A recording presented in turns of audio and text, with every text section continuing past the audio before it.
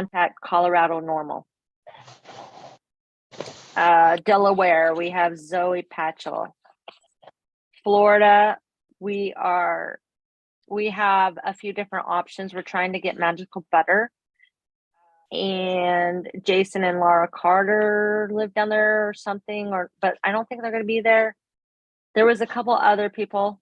Doesn't Weedman live down there? Yeah, he's going back and forth between Trenton and Miami. So, we have some options. Idaho, Joe Evans. Illinois, Garrett Mullins. Kansas, we have Sarah, and I can't say her last name, but it's L''ECUYER. How do you say that? I don't know. But Kentucky, we have Mitchell Staten and Lee Thompson. Maryland, we have Tommy Lyons. Nebraska, Lefty was supposed to look into that, but we have a name. But I sent you that name. Oh, okay. Do you remember what that name was so I can write it down? Bill or something. Can you hear me okay? My mic doesn't sound. I got you fine here. You're fine. Okay. Bill something? Yeah. Bill Hawkins or something like that. Yeah, I think it is Hawkins. Okay, thanks. So that's Nebraska, New Jersey, obviously, Lefty Grimes. New York is Adam Umsky, or how do you say it? Umansky. Umsky. Yeah, I could be saying it wrong too. Sorry, Adam. North Carolina, Mike Kessler. Oregon. I wonder who that is. Surprise, it's me. And Paul Stanford. And we have our permit. So we have 3 confirmed permits so far that I know of. That's a good start. New Jersey, Oregon, and California. It is a good start because it's still April. Good job, everyone. Rhode Island. It's good that we got an early jump on this. Right. Yeah, when I talked to the California Highway Patrol cop when I filed my paperwork, he said that I literally was like 7 minutes in front, like they looked at as permits came in for that day, and I had put my permit in on the internet 7 minutes before someone else. So, and it was one or the other of us. They didn't have room for two events. So he said that I literally got the permit by 7 minutes. Oh, wow. So I don't know. And he wouldn't tell me. I asked him what the other permit was for, and he wouldn't tell me because, secrecy shit. But somebody did not get their permit that day because we got ours. Hallelujah. Good job. Good job, Tony. Good job. Well, that's why I jumped the gun. I do shit. Yeah. That's why we are on this team here. So we have Rhode Island with Ann Armstrong and Alan Gordon. I love them. And Tennessee, we have Linda Hara, Thorne Peters, significant other. Yes. Man, I missed Texas. the Kingpin. I know the Kingpin was the best. I bet even Lee Thompson might even know the Kingpin. I bet he. Oh, really? Well, Lee's from Kentucky. He's our Kentucky rep. Hey, Lee. What's going on, brother? How you doing, man? It's been a while. Yeah, man. Oh, hi. Greetings, Kentucky just went illegal. Well, that's Kentucky right there. Yeah, good for you. Now what are you going to do? Awesome. It's so nice here today, fellas. I'm on my back porch. Oh man, what a good day. Oh wow, that's awesome. I think I'm a little late, man. Go ahead. Well, that's okay. I'm just going through the states and I'm almost done. So hold on real quick, okay? So Texas, we have Lance Scott. We have Caleb Teschke. And Vermont, we have Joanne Zito. So we already said your name, I'm pretty sure. Joanne's up in Vermont these days? Yeah. I didn't know that. No. We have 2 Kentucky reps. Who's the other Kentucky rep? What's his name? Is it Mitchell? Mitchell and Lee Thompson, right? That's you, right? Yeah, I don't know who Mitchell is, but there's been a lot of people fighting a long time here in Kentucky, so I'm sure he'll be fine. And I'm going to introduce my director and deputy director of Normal, who are good friends of mine. I was actually one of the founding members. I sit on the board of directors, so they're excited to learn from you guys as well. Oh, right that's on. great. I didn't know that. Well, That's thank cool. you. Yeah. That's great. Hi, everyone. Welcome to our call. We're practicing our nationwide Zoom call and practicing adding in different people and seeing how it works with the different time zones. And we want to see how many people we can get on a call. So welcome. It's nice to meet you. And how we're going to organize it. It has to be a little bit organic, but we'd like to give everybody 15, 20 minutes for each state's issues, and everybody else can mute. And I guess if you have a question, you can raise your hand. Zoom etiquette, Right. Because we should have a lot of people on the call. Right. That's So Taking me 3 years of to learn Zoom etiquette, and I still don't do it. right. We can't even see what you really look like. That's just, we don't even know if that's you, Tony. No, that's just my alien cover. I know. I think you shaved your head, didn't you? God, no. So I think I am done with what I'm here to explain for the show today. We're just working at getting our website done. We're working at getting the schedule for 710 and who is going to be in place. So you're going to want to reserve your spot. It's going to be very organized, and this is something that we're going to do each year. So this is our second annual Cannabis Patient Awareness Day at the Capitol near you. So I was at mine last year, and Lefty was at his last year, and we did that nationwide call. So we're excited to have Tony on the call. Tony, do you want to say something about California? Well, I was actually in Trenton last year, but then I had some people call in from California. So this year I'll actually be in Sacramento at 8. You guys are doing 11 in the morning East Coast, so I got to be there at 8 o'clock in the morning in Sacramento. But we're just going to be here being supportive of the holiday. We have home grow and all that stuff here, but we'll be fighting for home grow for you East Coast kids, and so some new stuff developing there in Kentucky. I'll have to look at the new laws as that all develops. Right. But, we're just here being morally supportive and keeping it from West Coast, East Coast, Right. I'm excited to be on these calls with all the different states and learn firsthand what the needs are and how we can make a difference in that state and how we can join together and make a difference. This is exciting. I'm just adding some more people. All right. So Yeah, Kentucky, we definitely need a lot of help, man. It's they gave up a lot to get this passed. And it's I've been in the industry about 7 years working with retailers from Kentucky. We had a company that was purchased by Weed Maps, and I'm still trying to get over the fact I'm pissed off about some things that we don't have.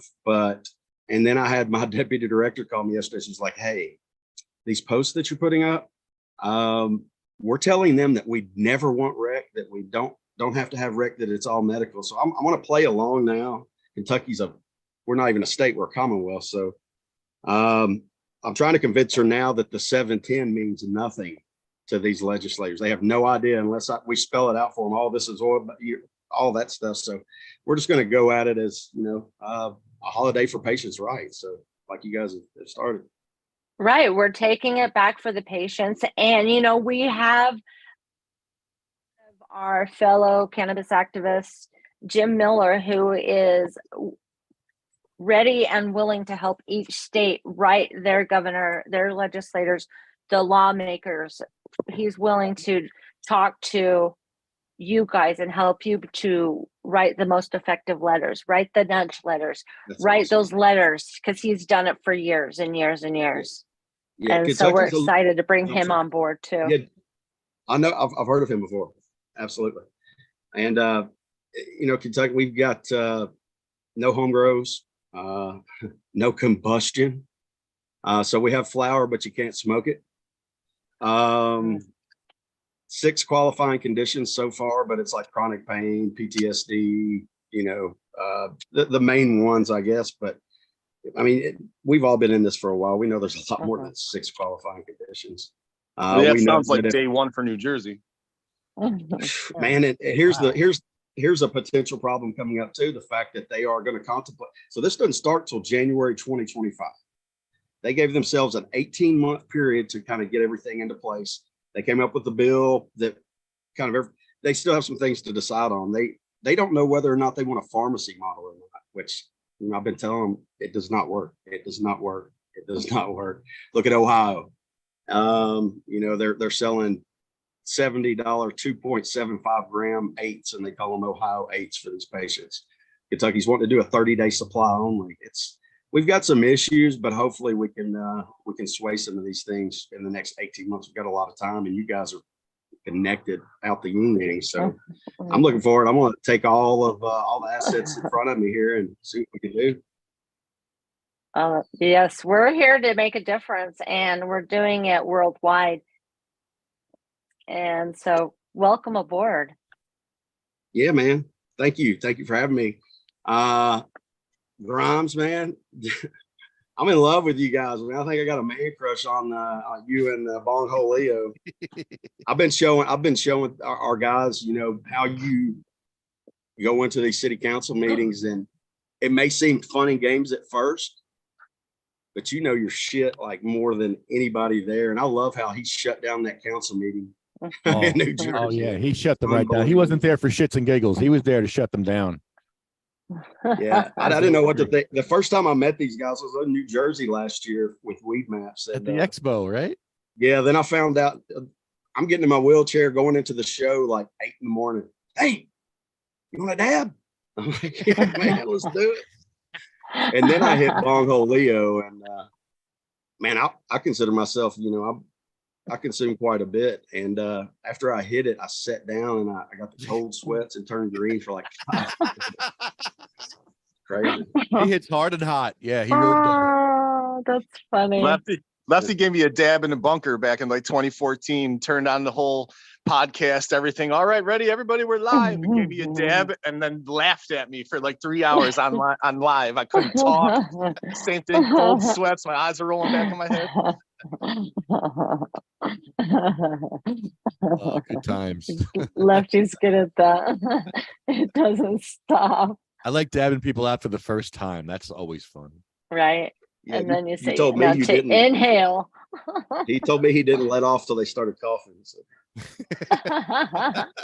It's a little one. It's little. You sure that's little? Yeah, it's little. Don't worry. Yeah.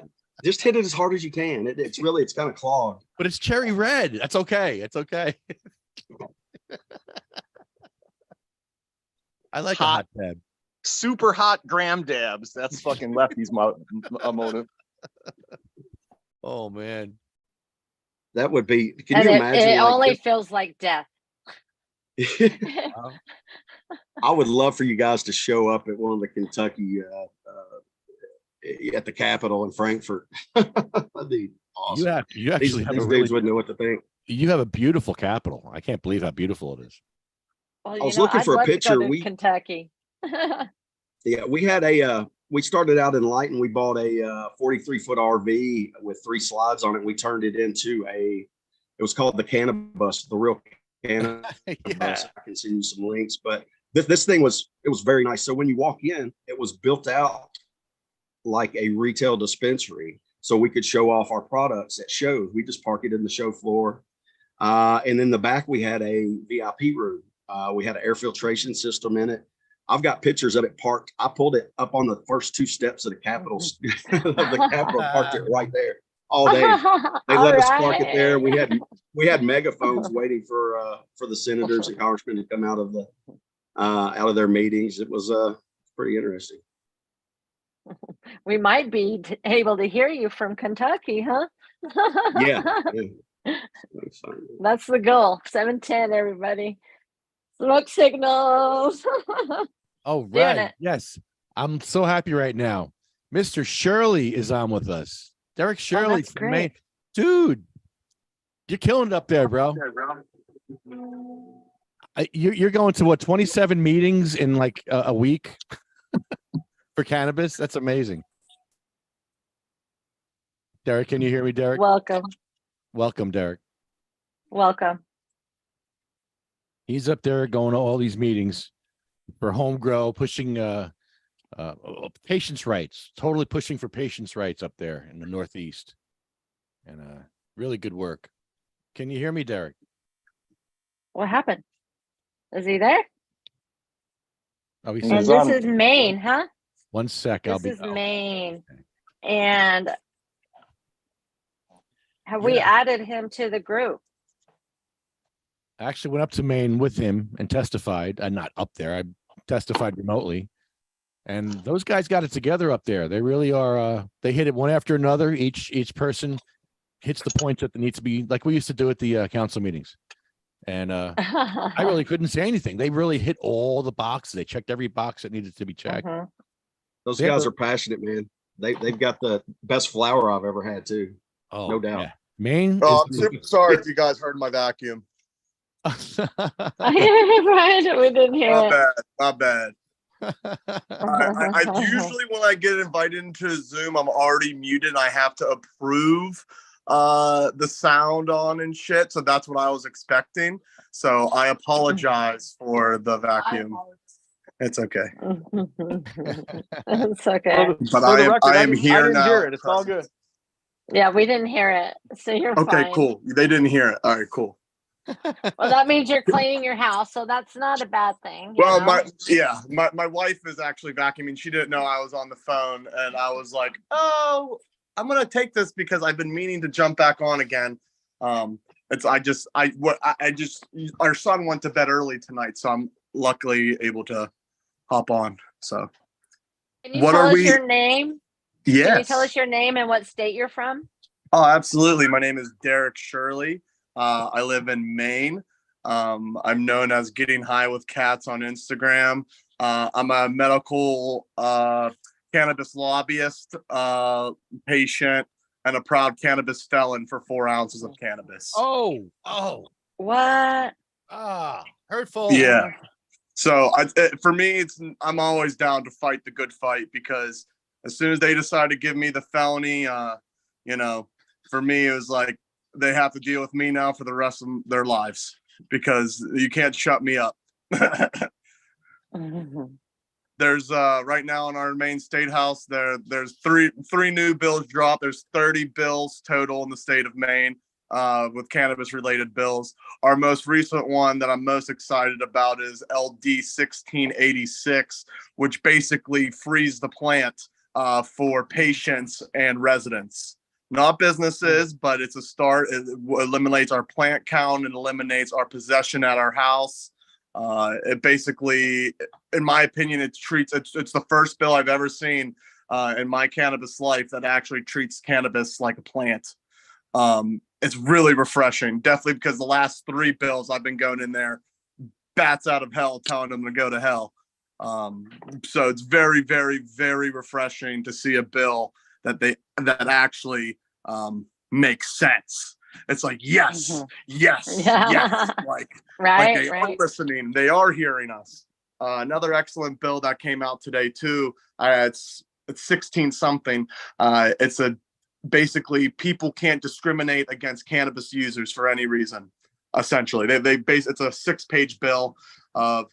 Wow. What we're running into is a lot of our cannabis workers can't even get places to live just because they work in cannabis. Mainly because a lot of them can't even put the money in the bank that they can have proof of income to even show that they work. What? So I know firsthand. She gives a lot of testimonies in Maine recently. She personally is a single mother of 2 kids that struggles to find just housing for her kids and herself, just because she has a cannabis trimming business, and they don't want any part of her. But now that bill will make that illegal for her to discriminate against her.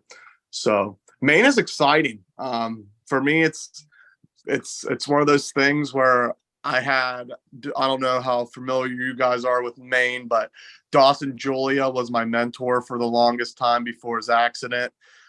So he taught me kind of like the basics things I needed to know. And, you know, after that, I kind of just took off running on my own a little bit because, you know, I felt like I do like working with groups. Don't get me wrong. But sometimes like, I feel like since I'm a little bit, what's the word? I guess extra. I guess the word could be extra, or I speak my mind. Oh, well, you fit right in. Yeah. We're all I like that don't here. really. When I give I think that's why my testimonies hit so good because, like, you know, I'm not speaking up there like a perfect little lawyer boy. I'm talking up there like I'm talking to you right now. I might swear a little bit. I might slip up.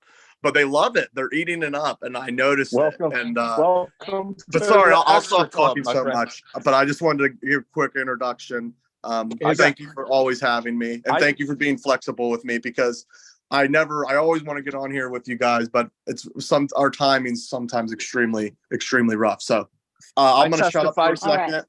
so you guys can chat it up. I Well, testified to so the much. New Jersey Senate. I testified to the New Jersey Senate, dope sick in a dirty hoodie to get chronic pain, migraines, anxiety, and there was something else that we did too. I forget what it was now. Oh, opiate use disorder. The first state in the nation to allow opiate use disorder for the cannabis program. And all four of those bills got added to the program. And I got death threats for like a year about it because I was wearing a dirty hoodie and I was all fucked up when I was testifying. You're a mess. Welcome to the extra club. Yeah. Is Heather Sullivan still in Maine? That name rings a bell. She definitely used to be. Yeah. I know. Office of Cannabis Policy Office. That's what I thought. So yeah, that's how I know the name. She definitely was, but I don't know if she still is now. We went through, I think, 2 other directors since then, maybe just one. Right now, Our new director is John Hudak, who came from. Where did he come from? I forget, but I'm not really a fan of him. He's trying to be shisty. He's trying to be a little shyster. He's trying to do some metric shit. He was for the limited licensing deal that we had. It's obvious he's not, you know, he doesn't know how the games run up here. You know, when it comes to our people actually know how to fight back and we won't lay down. And I was telling those guys earlier, man, the best. And just a little background on me. I've been in cannabis retail about 7 years out of Kentucky, which we just passed, which is why I'm on this call. But I've worked with Sweet Dirt, East Coast Cannabis, all those guys up there. Y'all have the best product I've ever had. By far. Thank you. I am originally from Pittsburgh myself, 412. I relied on the traditional market through and through. And then I got in trouble for my 4 ounces of cannabis. And I said, you know, I want access to cannabis legally. You know, I don't want to get in trouble for having 4 ounces is no weed in my head. You know what I mean? I don't want to get a felony for that. So I ended up going out to Flagstaff, Arizona, where I basically became a dispo king. I loved going to the dispos because I didn't know anything else. This is great. This is wonderful. Made great friends. But then I moved to Maine, and then I said, holy shit, why isn't everyone in the country like this? And then then it really started unraveling in my brain how like Maine is truly it was truly a time capsule of cannabis, because like majority of our medical market, it's made up of small businesses. Even like the ones you mentioned, like Sweet Dirt, for example, they're actually one of the largest companies in our state, but on the scale of like Curaleaf, they're small. And that's what to me is like so special about Maine, because and that's why I fight as hard as I do, because I understand what I'm fighting for, because I didn't have this for so many years. You know, I moved here in 2017, 2016. So for me, it was like when I got here and I realized like, oh shit, like people want to take this away. I was like, well, being a felon, knowing what I know, just, you know, they're going to have to go through me first. And I've never met I don't even know how I got to where I got to. Go ahead. I've never met as many people in a state that have been as passionate about the plant as Maine. And that's, take it for what it's worth, but I've worked with retailers all over, man. It's a special place, man. I'm glad I get to learn from you guys. Definitely. I'm in the right place here because Kentucky, we were just talking, dude, they're threatening to jail people for combusting flower. That's nuts, dude. That always, Oh, man. well, see, since people, one of the biggest things I think we have to all come together and do, and it's really hard, is sit down and actually write a cannabis bill of rights, right? We have to come in together from all of our states, say, fuck whatever you're saying and doing, we're going to do this. And I think that would solve a lot of problems and making it a level playing field or level understanding, right? Because like you said, why people getting threatened to go to freaking jail for combustion of flower? Meanwhile, my state's over here flexing that we're ending plant count for patients. You know what I mean? Like, why is the spectrum so vast? And something that's like, and we're giving it away for free, and we sleep in fields of pot, and Honeybee's in Oregon, so she's got it made in Oregon, right? Love Oregon. Yeah, I love Oregon. That's great. But, a lot of weed. So how's Oregon? So are you guys what? Because I hear a lot of my people, like in testimonies, they like to use Oregon sometimes as an example, and I don't really tell. Can you give me a rundown a little bit what Oregon's like? Like programs? Well, we have a pretty good grow. We can grow up to 6 plants. And the only, one of the things that I don't like about Oregon is that we have to smoke inside. So maybe lounges. You guys. Oh, yes. We have lounges, but they put a whole bunch of, there are lounges here. Okay. But we had World Famous Cannabis Cafe with Madeline Martinez here. She opened the first one in Oregon, and there was just too many laws for her to stay open, like the Clean Air Act. And see, the problem with cannabis and tobacco's grandfathered in. Cannabis isn't. So it's a real problem. So that's one of the things that shut a lot of the social clubs here in Oregon, but we do have some, but not. I mean, it's really hard for them to stay open, and especially during COVID, but there's a couple out there right now. And that's interesting. So, no, we can have 4 plants. I'm sorry, I said 6. Yeah, there are not a lot of social clubs that have really found a way to monetize what they have. Like if they're connecting with a dispensary, then of course they're just advertising from themselves. So Oregon's not alone in that fight. I mean, there are failed lounges everywhere. And it's really hard.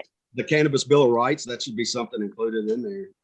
That's funny. And they really are sticklers about anything cannabis. Like they'll overlook everything tobacco, alcohol, but when it comes to cannabis, they're like, "Where's the magnifying glass? Let's see." You guys close everything down.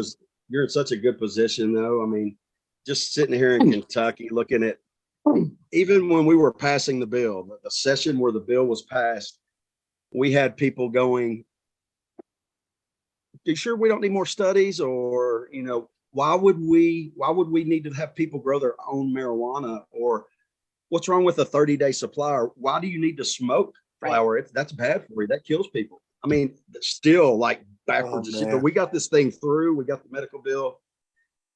We need help. Hopefully that's what we're all here for.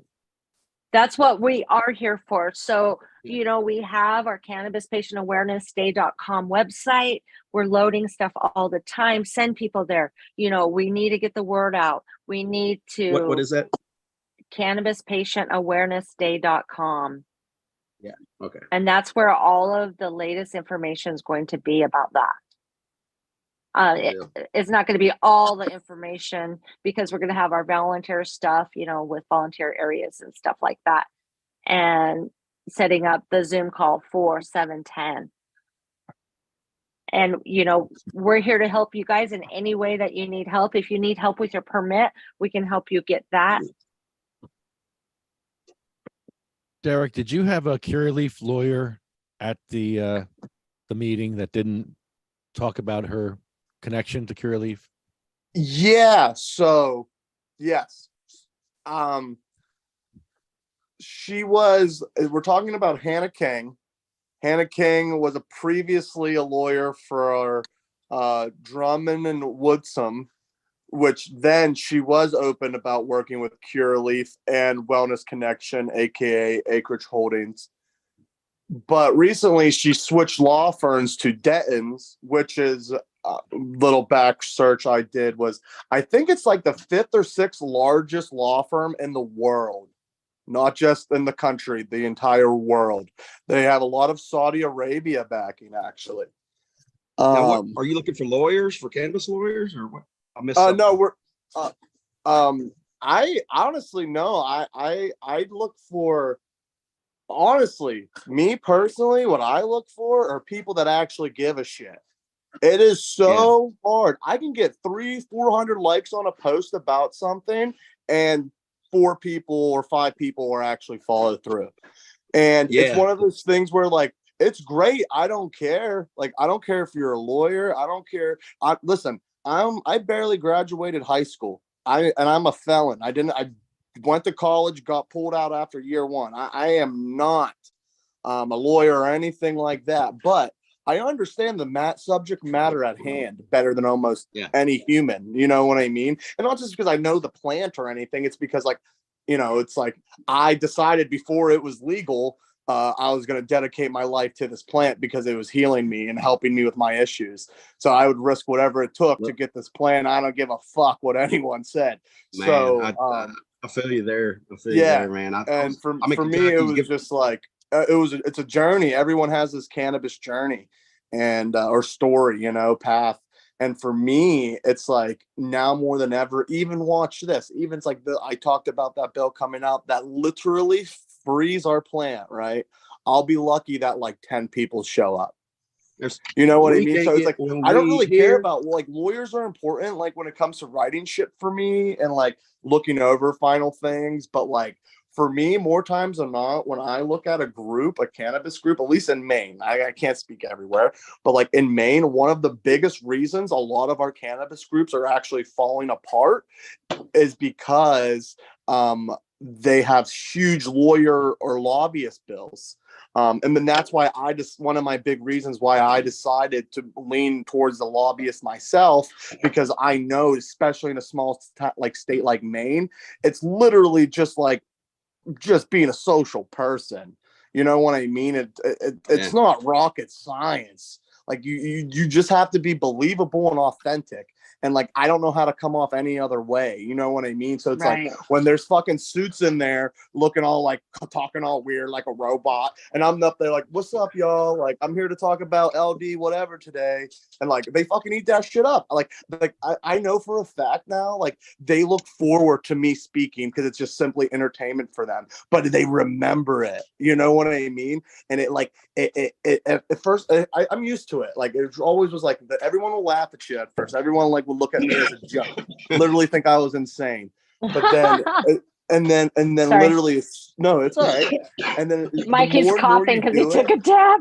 Oh, he took a hottie. He took a hottie. Yeah. Speaking of making people remember you, Mikey. Mikey took a hot dab. Oh shit. What's up? Hey man, first of all, let me give you props on that New Jersey City Council meeting, dude, that you just fucking took over. Great. Oh, quite the entrance, Mikey. Madison? Madison, yes. Yeah. No, I was pretty angry that night. He's like, you're gonna shut up and quit acting like fucking kids. And we're gonna give a moment of silence to while dressed in costumes, telling council I never seen anyone act like a children. Have you seen my TikTok? It's like, do we have any more speakers? And then here it comes. Like, how do you keep a straight face? Like, that's what impresses me most. It makes me laugh. Like, you keep just a straight ass face in a literal bomb. It's all business. Yo, I got a lot of shit for that meeting. I caught a lot of shit for that. A lot of people texted me telling me that they didn't like it and that I was out of line and this and that or whatever. While they stayed at home that night, worth mentioning. Yeah. But I was pretty pissed that night. And I don't, there was no like, they were going to ban, and we've been doing this long enough. So that was a hammering effect. Yeah. What was the backstory? What? Because when you went up there, you were obviously like, this lady's The backstory is this. I stood there in the bong, right? I completely disrupted the comfort box of every single person in that room. So when a woman went up to speak, she literally started just ripping me apart. She's like, I don't know if I'm in the twilight zone or not, but there's a man standing in a purple bong, and she starts picking me apart, just starts picking, and they allow it. They just allow it to happen. They're letting it happen. When I went up and I spoke and I mentioned that about the lady, she had already walked out of the room. She was already gone. She wasn't even in there. And the second I mentioned something about the lady picking me apart, oh, address the council, because they're strictly business too, and they're ready at every moment to try to grab the power back. They wanted my address. They weren't going to get it. I was pissed off that night. There was a girl, Jessie, who had spoken and mentioned how 2 of her friends had died of an opiate overdose in Madison. And she just wanted a moment of silence. And they hammered her. What's your address? What's your address? As she was trying to conduct a moment of silence. That was one of the most disrespectful things I had ever seen going to any of these town meetings. Terrible. So I was not going to give them my address. I wasn't going to do nothing for them. I don't blame you. And one thing what people don't understand, like someone like me, I totally get it. Because you have to think, how many people wouldn't have watched that shitty little town council meeting? How like 13 people, right? So because of what, not really, but I don't know the number. But like my point is like, because of you did what you do, it creates a self-awareness if people want to talk shit on you or not. Of course. And listen, that's how I look at it too, man. And you're 100% right. Had we not went there, had we not created the stir, no one would have been talking about nothing. But since there was this hammering effect and it brought all this attention to it, then it brought out the microscopic look that people like to do. And so, you could have done this better. You could have done that different. Yeah. And again, they're saying these things all while sitting home. Yeah. Sitting home, being over-expressive, being over-opinionated, and not taking part. So that pissed me off for many reasons, No, I feel that, man, so much. Like, definitely. And then there was an article that was written. These dudes wrote an article saying that New Jersey activists lose fight in Madison. There was no winning that council over. No, we won. That's what happened that night. We won. Yes, we won. And we won in such a large way. We're talking about it right now. Right. Because we won in such a way where we're still talking about it. And that should happen in January. No, right. Everybody tried to leverage that situation for their own benefit.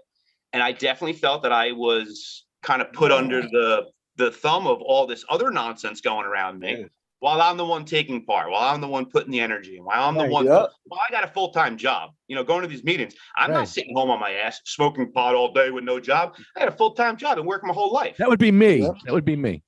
Lefty, you're disabled. I love you. But like, nobody understands that. You know what I mean? That like, you think I'm sitting home all day doing nothing? No, I'm getting to the council meeting with literally no time to spare and have a change of clothes in the back seat. No, dude, I respect you so much because, something similar was it last year. I had a state councilman or state rep, wasn't talking shit on us every chance he got. I fucking showed up at his house. We protested right in front of his goddamn house. And we chanted, until he came out. And, I got him on record. And, as soon as I posted it, that shit went nuts, bro. Like, kind of like what you're saying. I got calls. Fuck you for doing that, Shirley. You're making us look bad. You're a piece of shit. Well, tell me why every fucking representative is scared shitless of me now when I go up there because they know I'll show up at their fucking house. Think about how disrespectful it is and non-considerate it is for somebody else to think that they're being represented by your own actions. What an abusive way to look at the situation. And it's like for me too, is like one of those things where like it's different if they like open that line of communication, right? They'll answer your calls, they'll answer your emails. But when this douchebag won't even freaking was talking shit like during our meetings and then like not even answering our calls and emails, yeah, bro, I'm gonna come protest in front of your house, my guy. Like, at least talk to me and say it to my face, I've dealt with that over times, and at Madison, I got so much backlash. There was so much like shrapnel, if you want to call it that. Yeah. From that whole council. And yeah, that was wild though. Yes, It's great I work. was saying, Mikey, before you got on, I was saying we testified for the when we were doing the additions to the medical program in New Jersey, and I was wearing a dirty hoodie when I testified. My clip made national news. We got all 4 of those bills that I petitioned and testified for got passed, and I got death threats for like a year about it because what I was wearing. That. Yeah, that's Love that. Good job. And good from job. who? From people that didn't show up. Yeah. Well, you know what's funny, Tony? Right. Those are like supporters of you in a sense, right? They're on your team making death threats. Yeah. Think That's about your it. team. That's The the death cannabis threat, community. they're not coming from the other side because they would want you to wear the dirty hoodie and look like a dirtbag. But no, Right. those death threats are coming from like your team. Wild. Yeah, 'cause ain't it? people were like, that's the Congress. You're supposed to wear a shirt and tie. Ugh. I was like, what the fuck does it matter what the fuck you wear? It's about What's what you're a talking Congress? about. And then of course I got lucky and all 4 of those bills got passed. So I don't give a fuck. Take it. You were sick. That's it. I used to get back then. I would log on to Facebook and there'd be like 65 brand new friend requests, and every single one of those accounts would be a brand new account with 0 friends, and it would just be somebody holding a gun. With like a wavy flag in the background. Yeah, it was Oh, that's endless. terrible. Oh. And this is what, dude, this is and like for me listening from that, like that's normal hearing from like Pittsburgh, like I'm used to hearing shit like that. But being in Maine, if that should happen, people would be balling out, bro. People would be freaking the fuck out, dude. Like it's such a different environment. Maine's here a whole, than, it's a whole different pace, whole different environment. but they're their own breed of toughness. Like, don't get me wrong, but it's like it's different. It's just like I'm the loud, obnoxious one here, but I know like in New Jersey or something, I'd fit right in. You know what I mean? Last time I went up to Maine, right? Went up to Maine for the weekend, and I watched somebody they rode up on a curb. They hit the curb like pretty good. Like they hit the curb hard enough where for me in New Jersey, I would have got out of the car. I would have started to immediately be consumed with panic, fear. I would have started freaking out. My hands would have been flaring like this. I would have been looking at something that I wouldn't have been able to fix on the side of the road anyway, right? All these things would have been going on. I would have made my day awful. And this dude just kept going. He just kept driving. And I was completely shocked. And then I'm like thinking about it. I'm like, well, yeah, he hit it pretty hard, but at the same time, I'm like, I analyzed it all night. I'm like, there's nothing you can do about it anyway on the side of the road. He hit it like hard enough, but also soft enough where, yeah, you probably should just go home and then worry about it. That is not New Jersey. As long as you're not hearing any noises, right? Like that's what I'm saying. If the car still drives, you keep driving. Yeah, she's good. Shit. Oh god, that's hilarious. Turn the radio up. If that happened to me and anyone talked to me within like 2 hours of that happening, they would have been like, "Oh, Mikey's freaking out tonight." Hit a curb.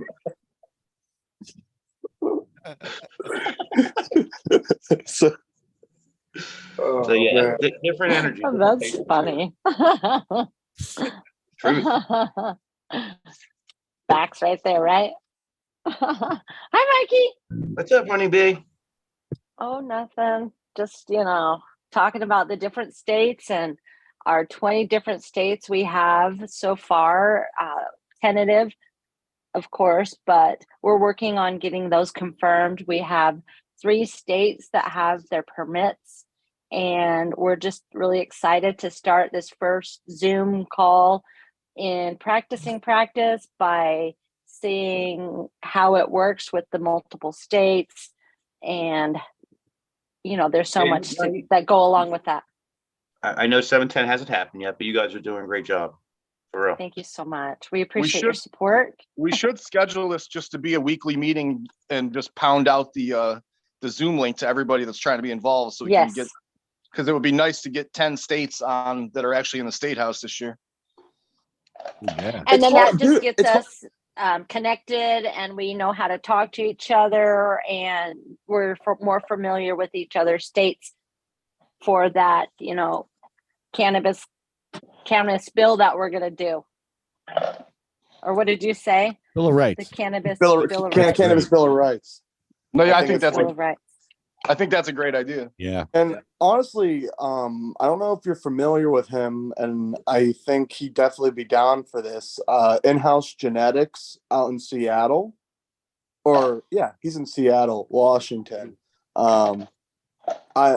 His name's Brendan. I think he does a lot. He does a lot out there, and I think it might be something in his wheelhouse. He might be down with just chatting on a regular basis. Oh, Do you have great. Definitely outside Instagram, I think, because we all get trapped into that Instagram box sometimes. Well, I don't mind driving up to Seattle real quick, so you know. Yeah. Any chance I can go to Seattle, I'm right there. Yeah, he's a pretty cool guy. It's in awesome. _ house _ I think it's I don't know. He's everyone. Everyone knows, and I don't know. His genetics are pretty popular. I didn't know that until after. Can you post some stuff in the cannabis volunteer page? That'd be great because then it's not going out to everybody, but it's something that the volunteers can share. Wait, are you looking for his page? Is that what you're looking for? Yeah, just send. Yeah. Okay, I just want to make sure. The more that we can connect with people on this side. So I am Sativa Cross West. I'm the extension of Sativa Cross.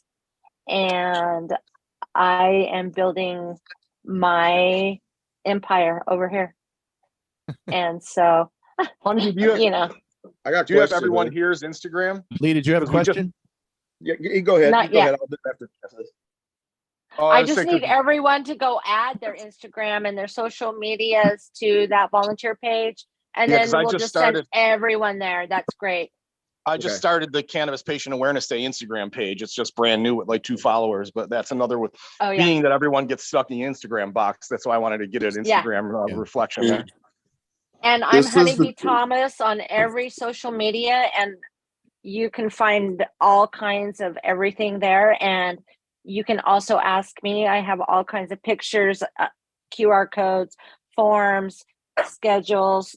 I have that button to bug Lefty over and over again. So if you guys need me to press the button, just call me. Hit the button.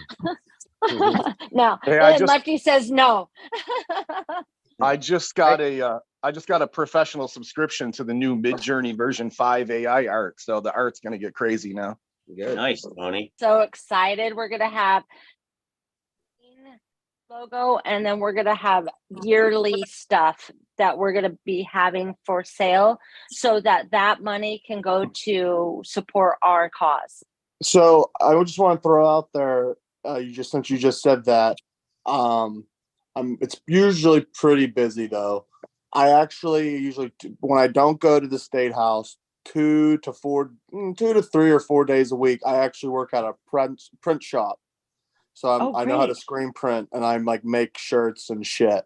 So see, we need that. We need that. It's a secret talent I don't like to tell people, because it's also one of those things where people are like, "Oh, can you do this for me? Can you do that for me?" So I don't tell the world, but I'm not shy about it either. But I don't know. I just don't announce it all the time, just because it does. But the thing is, so great. Yeah, I just. But the thing is, the shop I work at does get busy. So it's it definitely in the summertime. So it could be tough timing at times, a month to 2 months out. So we would start at the same now time, to get something. Exactly. Or it's at least I can plant it in my boss's, because I have shirts I want to print for my own fucking shit, and I'm still about 3 weeks behind on those. So I have to but yet luckily I'm the one that works the press. So I just have to, if I have to stay extra or do something, I can.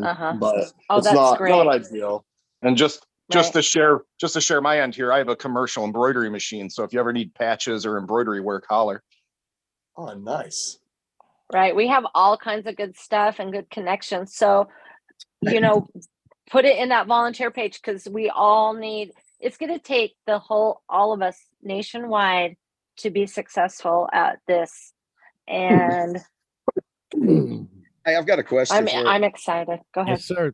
And first of all, I'm sorry for the commotion here. I got a new power chair, man. Trying to get down this grant, Wow, dude. really? What kind? Oh yeah. Do you have anybody in Michigan? Yeah, I got a few. Okay. Well, I mean, I was wanting like for the Not states yet. that we have. Not yet. Not no. yet. Man, Yeah, Michigan was probably my number one territory. I've got 150 dispensaries, but one of my best friends in Michigan is Matthew Abel, who is the past director of Michigan Normal. He owns the oldest cannabis law firm in the country. It's called Cannabis Council Law Firm down in Detroit. Those guys, anybody that had a medical permit, retail permit in Michigan, went through those guys to get it done. So I'm sure Matt and Tom Levine, those guys will be willing to give us anything we need. Oh, that's great. Yeah, I send him a bottle of Weller's about every 6 months. He loves me. Well, I gotta go, everyone.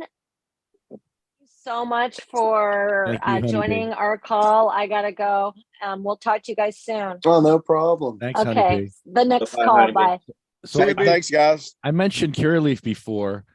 Yeah. I went to Oh, the left you. Tell what happened with that. I went to the New Jersey Cannabis Committee, and Curaleaf did not show up, and they did not get their license renewed.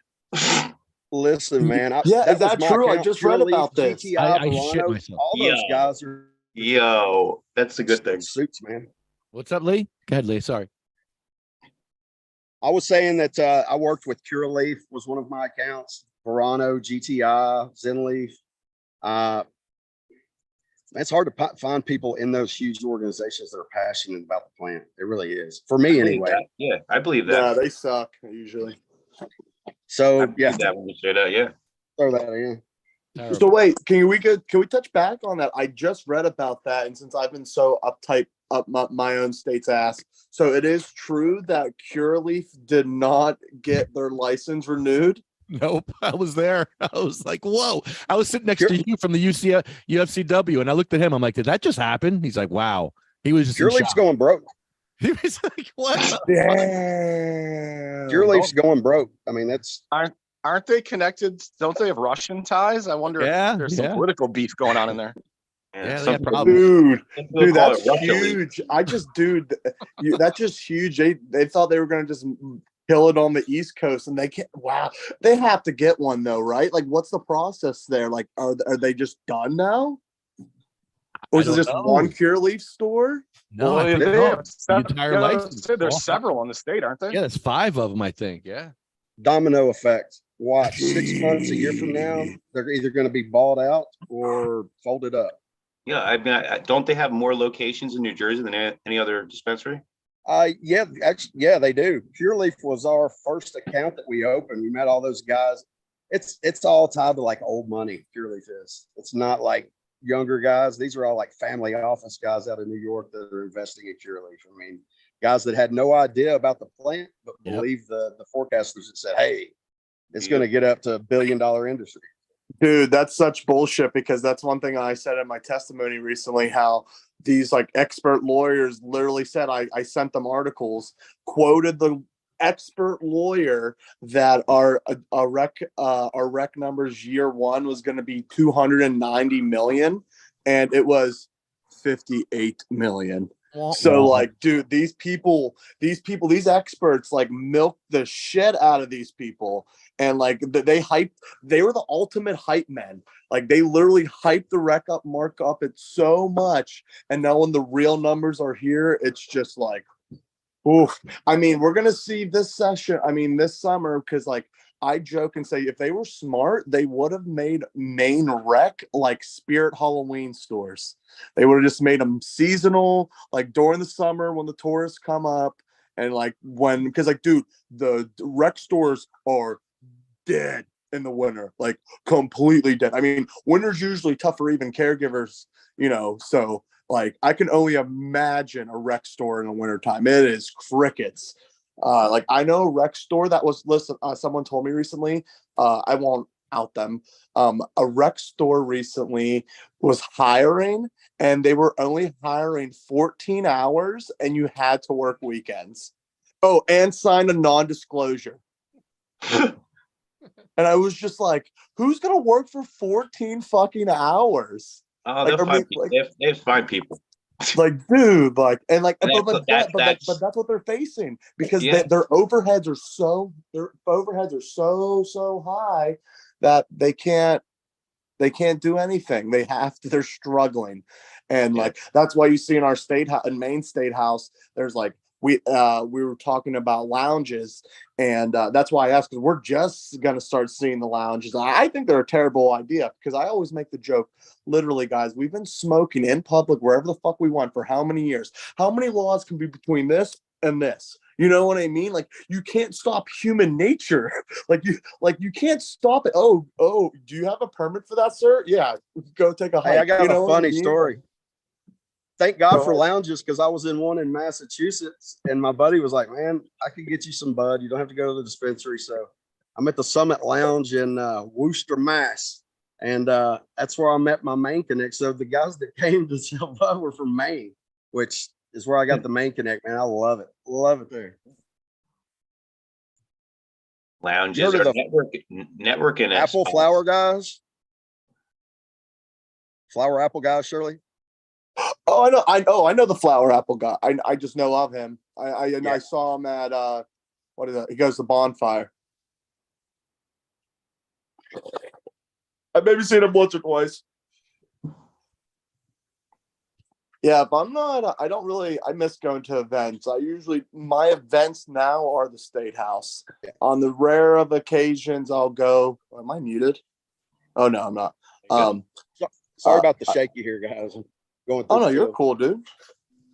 But, yeah, I think it's one of those things like, that's why you see so many adult use bills right now in Maine. Like you see like consumption lounges, you see like tax revenues, you see tax percentages trying to delete the exercise tax. They're trying to do so much things to try to save this adult use program. But in reality of the situation is like they paid Friedman and Kioski. Friedman runs CPAIR now, which is, as we all know, that CPAIR represents big tobacco and big alcohol's foot in the cannabis industry. And then Kioski used to or also works for Metric, right? So now all of our bills are literally the state paid them. It says in an article, $189,000 for 6 weeks of work, but we didn't open our program for like 4 years after so who knows how much we actually paid them, right? So now the state already paid them so much fucking money to write these adult use rules. Now the state is now going back and basically reforming or trying to reform the adult use laws. And it's so fucking nuts because we just wasted so much money to write these perfect laws. These laws are the best. That's how he's ahead of CPAIR right now, but he obviously fucked our shit up. How long you lived in Maine for, Shirley? 2017. Oh, cool.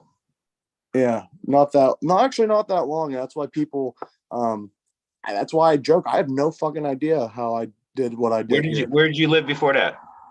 Flagstaff, Arizona, but I'm originally from Pittsburgh, Pennsylvania. Yeah, I just literally when I moved here, I don't know. I just met the right you're people. in a good cannabis state. Maine's a good cannabis state. Best. Yeah, dude. Yeah. I had no idea. All I knew is like when I left Arizona, I said, I want to move back to the East Coast. I want to smoke pot. And then, can't move down south. Nothing's down south. And I looked at Boston. I was like, it's too big, kind of like Phoenix. What's 2 hours north of Boston? And it was Portland, Maine. So it was kind of like, oh, they have medical since 99. Oh, that's cool. So that's kind of how I kind of picked Maine. I didn't know about the caregiver program or nothing like that shit. I was just like, okay, cool. East Coast state where I can smoke some pot. And I was just like, wow. One of the things that's cool about Jersey is after they went recreational, police departments are allowing officers to smoke off duty. I saw that. Yeah, unless the police department, unless like the chief of police is making a decision that he's not allowing it, then that's that's up to them. But So now my question is this, right? I remember this being a question I got when I first saw this. So now, why are police officers allowed to smoke weed and carry firearms? yo, Yes. great question. I can't even believe I haven't thought of that myself. Jesus Precedent. Christ. I just remember that because I forget. I remember reposting that one time. You know, I and- never thought of that. Man. They Yeah, should watch my how-to video that I made on how to chill the fuck out. you got to how to chill the fuck out. How to No, video? I made a video. It's like, I'll watch the it's shit out time of I that. made a video about how to chill the fuck out. First, you need cannabis, and then you walk them through the video. It got banned for some reason. Of course it did. Yeah. That's been one of the hardest things with trying to get videos like the exposure that they deserve. Yet here in Kentucky, we have you can go through a drive-through to get liquor. Don't even have to get out of your car, and they'll actually give you a cup of ice and a Coke with it if you want.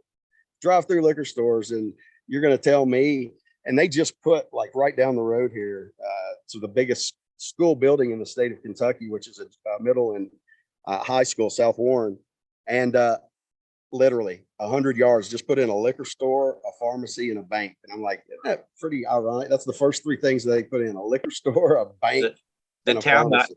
the town that I live in is South Amboy here in New Jersey, and it's like such an old town, and they have not like changed since like 1970. The police station has no wheelchair access. I don't know if you watch the videos that me and Lefty do, but we've gone to South Amboy Police Station, South Amboy Post Office. They're both on Broadway, which is the main street here in town, and both have no wheelchair access. The post office, we got a police station, no wheelchair access, right? It's a very small town. This town was also in the Guinness Book of World Records for most bars per capita. There's a bar in every corner. As I look out my window right now, I'm looking at a school, and across the street, there's a bar. Every Friday and Saturday night, there's fights, and the fights end up in the middle of the road. And South Amboy banned medical because they said it doesn't fit the town's image, and they were worried about how it would look for children. With all of those things that I just mentioned, and again, Guinness Book of World Records. I'm not talking about the most in America, most in the world.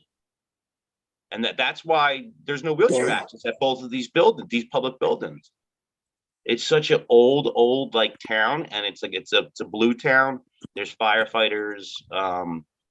They're drinking all the time.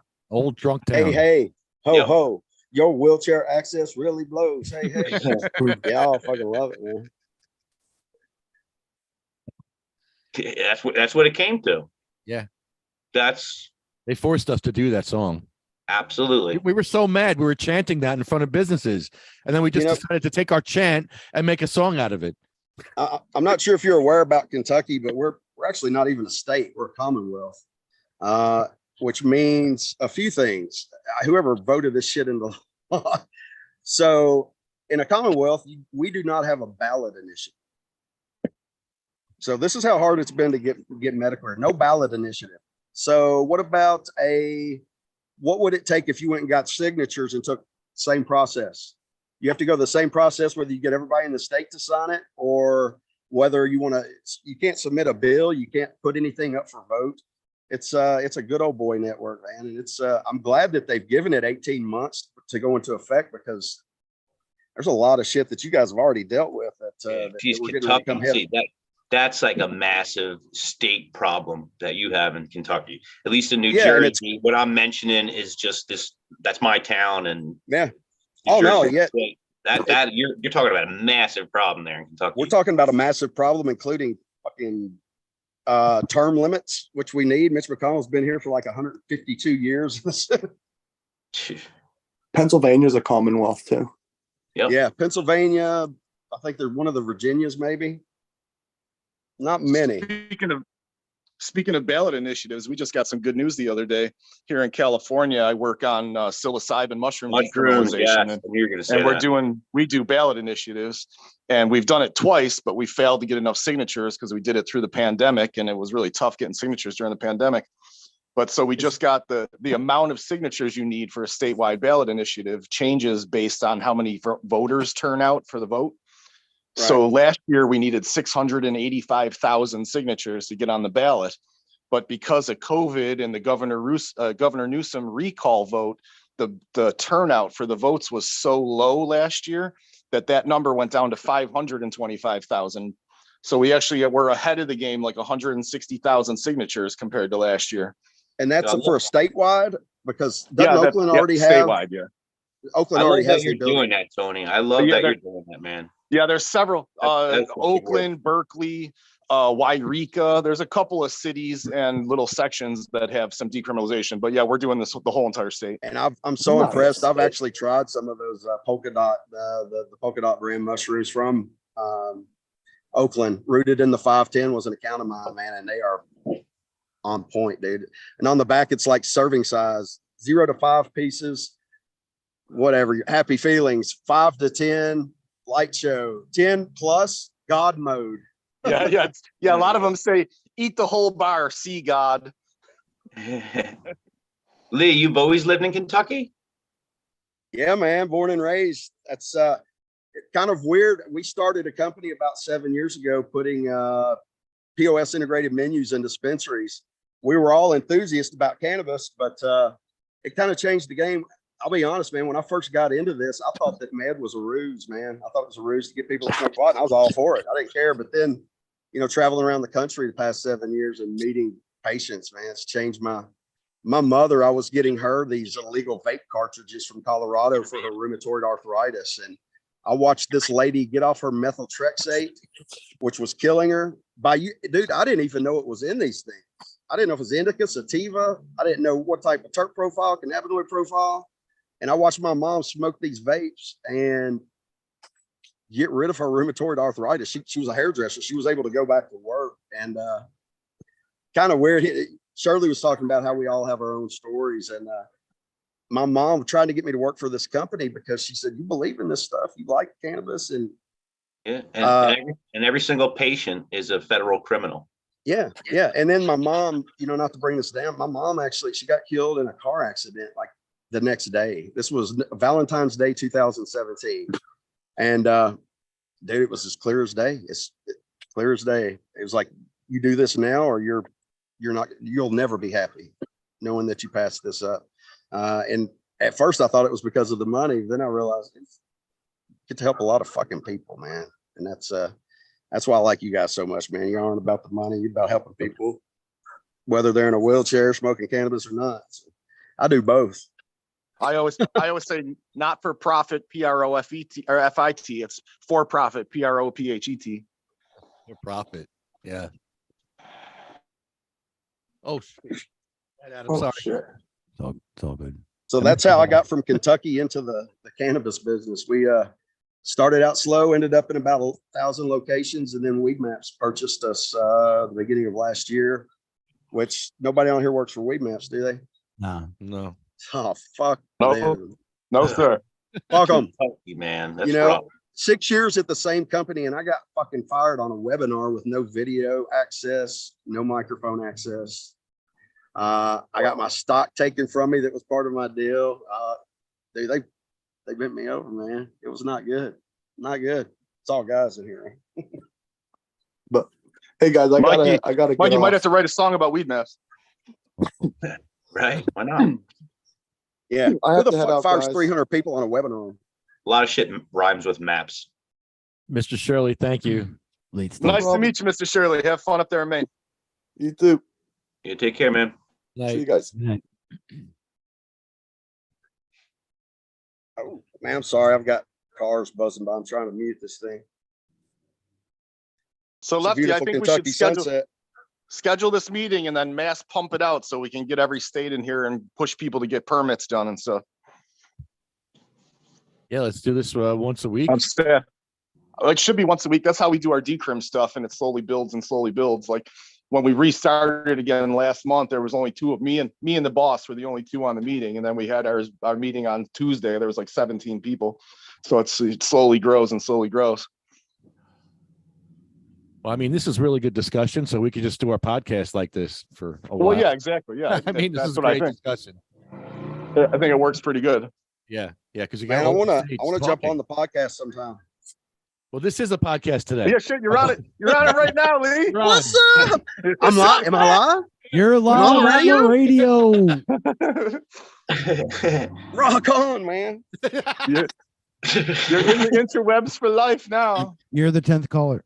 What did I win? What did I win? Is it a magical butter machine? So Adam, how you been?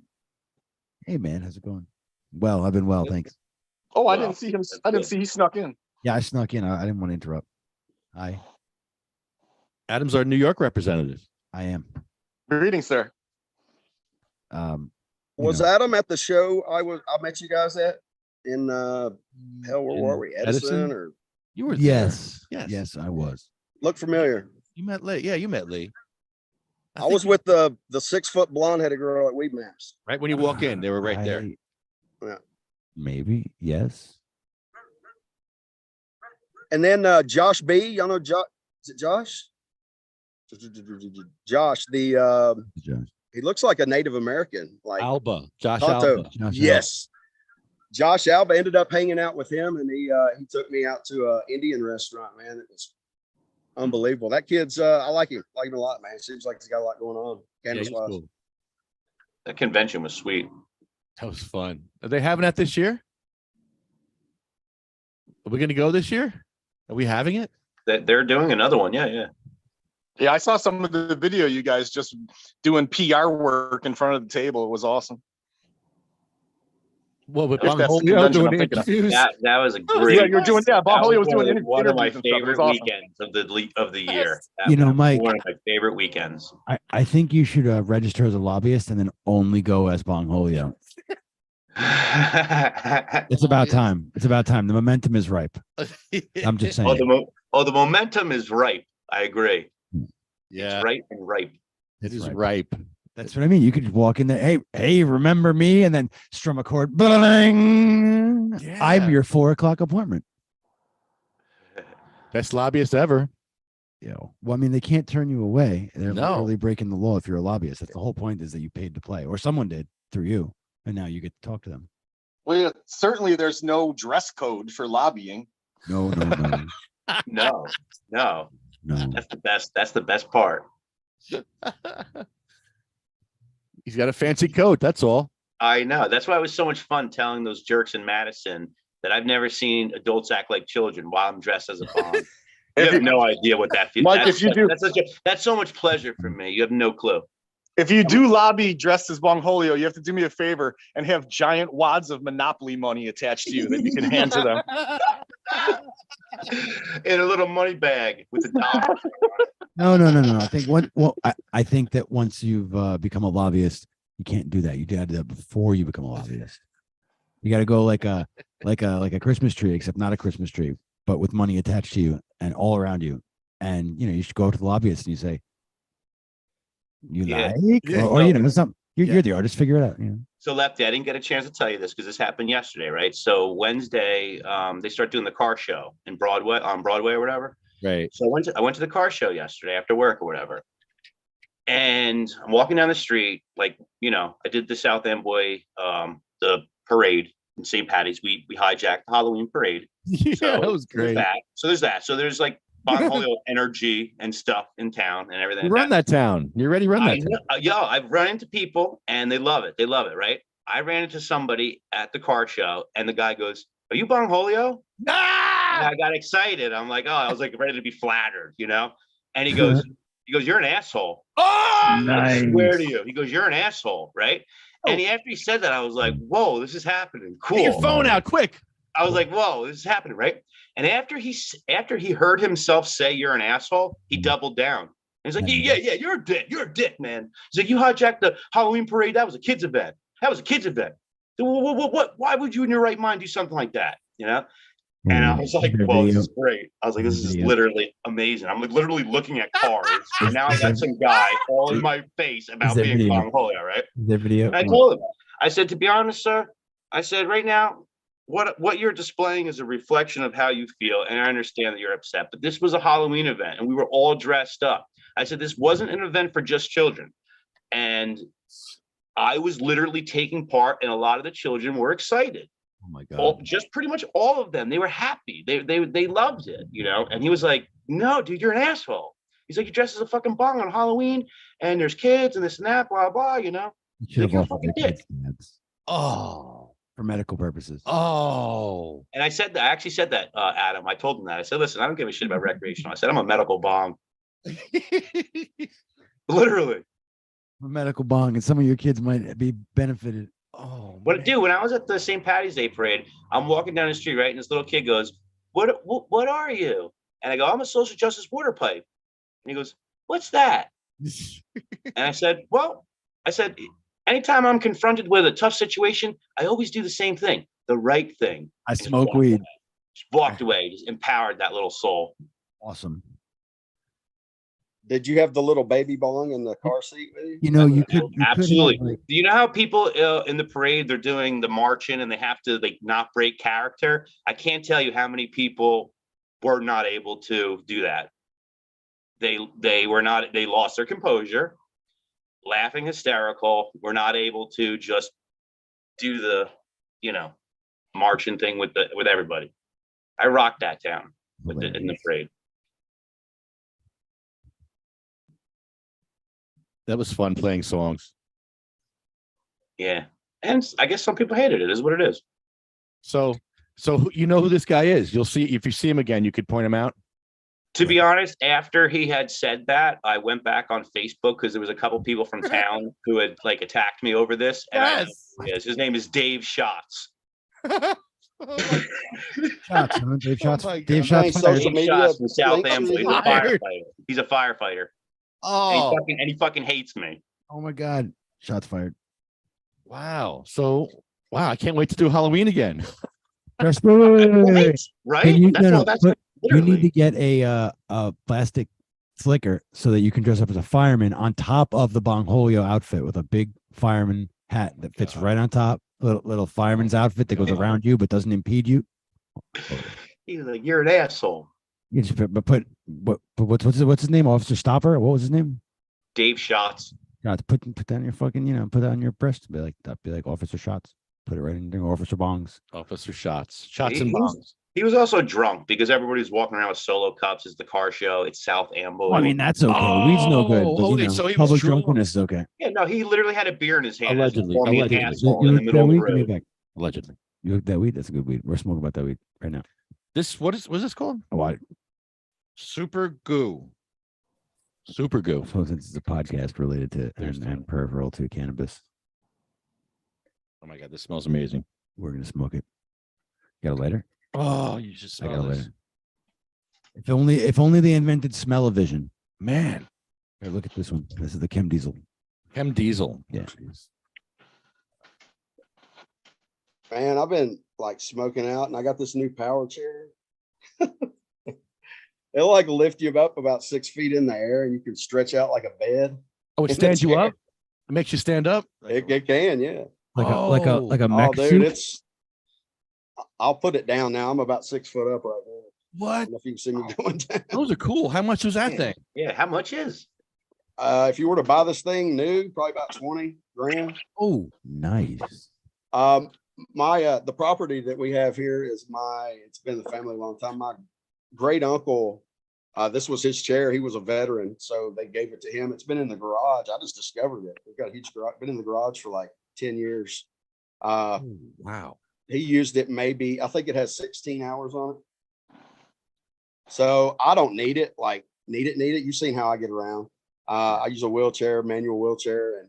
And so I'm waiting for, my higher power to put somebody in front of me that could use this thing, man. It's pretty cool. It's going to give it to them. Nice. Man, it's like brand new, dude. I can get it down. Mikey, I need to get a giant mushroom costume and someone to play guitar. I can help you with that. Porridge. I would say I would commission you to make a giant mushroom costume and then come out here and play it, but how the fuck would we get it here? I can do that. I can do it. You heard about my pink Holio idea? No, freight. You just Yeah. freight. But we put a big box together with some food and some water and some like empty milk jugs, Tony, and then Tony, we would ship you across the country in a box. Do you know about my pink Holio idea? I don't. So pink Holio is a character that I want to launch, and I want it to be a giant vagina, right?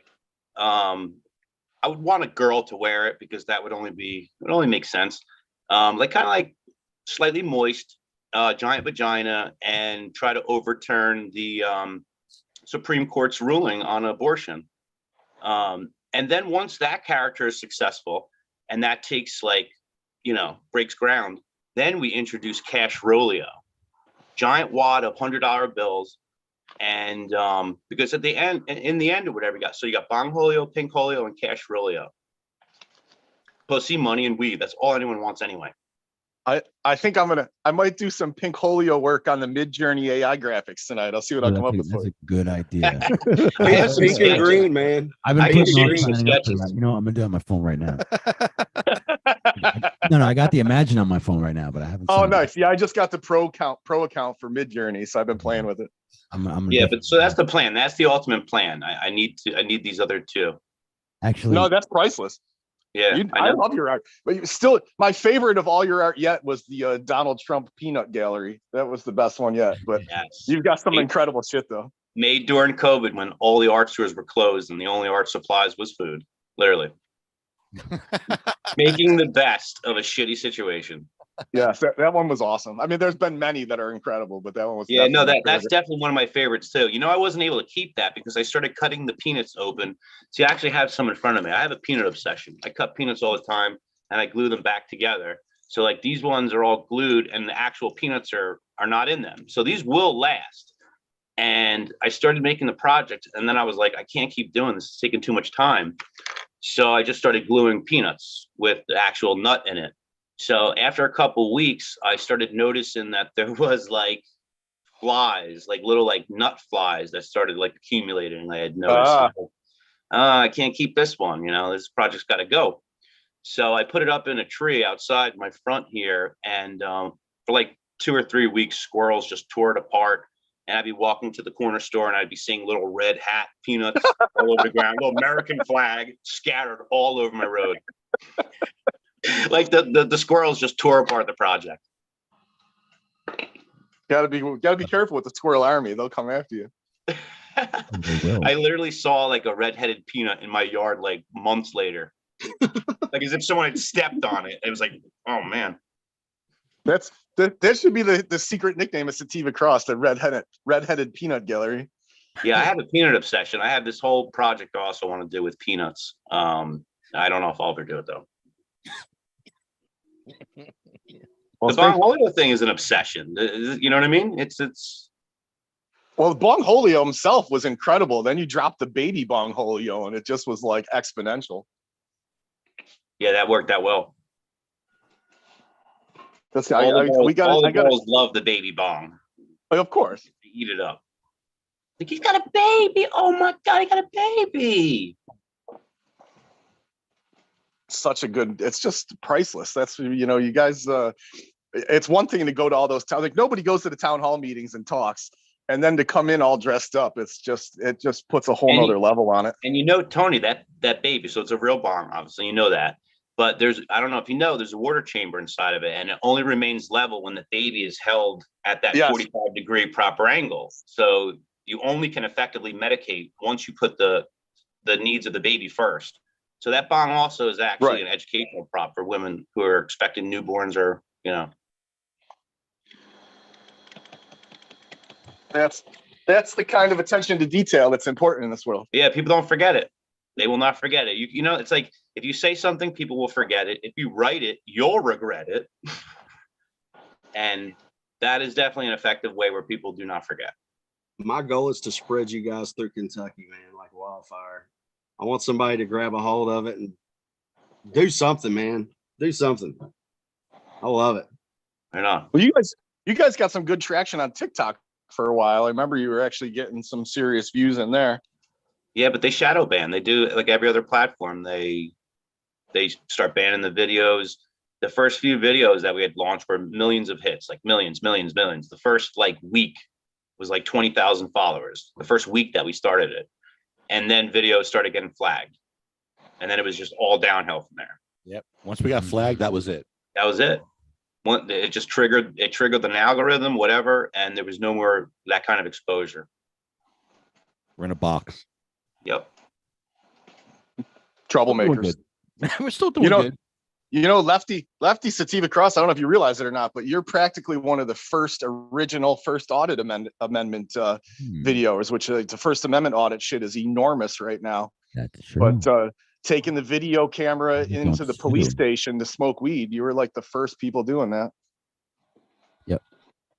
Mm-hmm. That's right, man. Yeah, nobody. That was amazing. When the term First Amendment auditor wasn't even invented yet, and no, we were rolling joints in police stations. That's true. Remember we did the cha-cha? The cha-cha. Yeah, the cha-cha. What was that? That's on my video. Mawa. That was Yeah, great. yeah, Hey, we yo, went Mawa, to the Mawa. Mawa cha-cha. Mawa's That's right around on the the end corner of my from me, too. video. That's awesome. The one where he's like Fun. rolling around chasing him with the guitar. Was it a guitar? Like, No. oh, you had something. You had some kind of something. You were in the wheelchair, Grimes, and then Bongo Leo. You had the mask on. You were like chasing him around. Was that the same video? I was kind of sped up. No, the Mawa. You're in a mosh The pit? Mawa cha-cha is way old. That's from like Yeah, that's old. 2014. It was just medically legal, I think. Or Yeah, we went into the it was place definitely station, medical rolled only back joints. then. Yeah. I rolled a joint in Mawa, which is hilarious because I got arrested in Mawa when I was like 18, I remember you told me 17, that. 16, like multiple times actually, because that's the town Wow. right. That's the town right over the border into Jersey from the town I live in New York. Yep. So when I was in high school, I got in trouble there. Very ignorant town. Oh yeah, they're so rich and so ignorant. So much money in that town, and they're just like. Although they didn't fuck with us that time. We went there in force. We had 4 of us. Well, but then we came back recently to try to do that the cleanup. Remember when we encountered all that bullshit? That was wild. I remember we did that one video. Anthony got arrested in Haddon Heights or something, and we all showed up at the court and we all went in stinking like weed, sat in the court. Anthony was rolling a joint in the lobby of the court, and then we all went into the courtroom. And the sheriff came in and grabbed me and was like, "Are you the leader of this gang?" I started laughing. He said that. He did. He grabbed me by the shoulder and was like, "Are you the leader? I want to speak to you." I'm like, "Take me to your leader." Why do you think he said that? Because of just how you look? I guess. I don't know. I think that's what it is. He's just like, this He had guy's me got to be poised. the leader. Yeah, he had So me he gave poised me as the Koresh leader, kind and of I guy. denied Look at his everything. hair. I'm like, I don't even know these motherfuckers. I don't know these guys. I'm not with you. Assholes. I'm not with you. Are you the leader of this organization? What brings you here tonight? We're here to smoke weed and Which one of smoking you is section. this rebel? Yeah, he rolled a joint right in the hallway there, Anthony. That was Is that great. Yeah, the there's video a where great the cop video of did, the like, cop the- looking. The he cop did a triple double take? takes looking at him. Yeah, the triple take. Yeah, it is probably a triple take. It was a triple take. That's a great video too. Yeah, it was a classic video. Yeah, that was all pre First Amendment audits.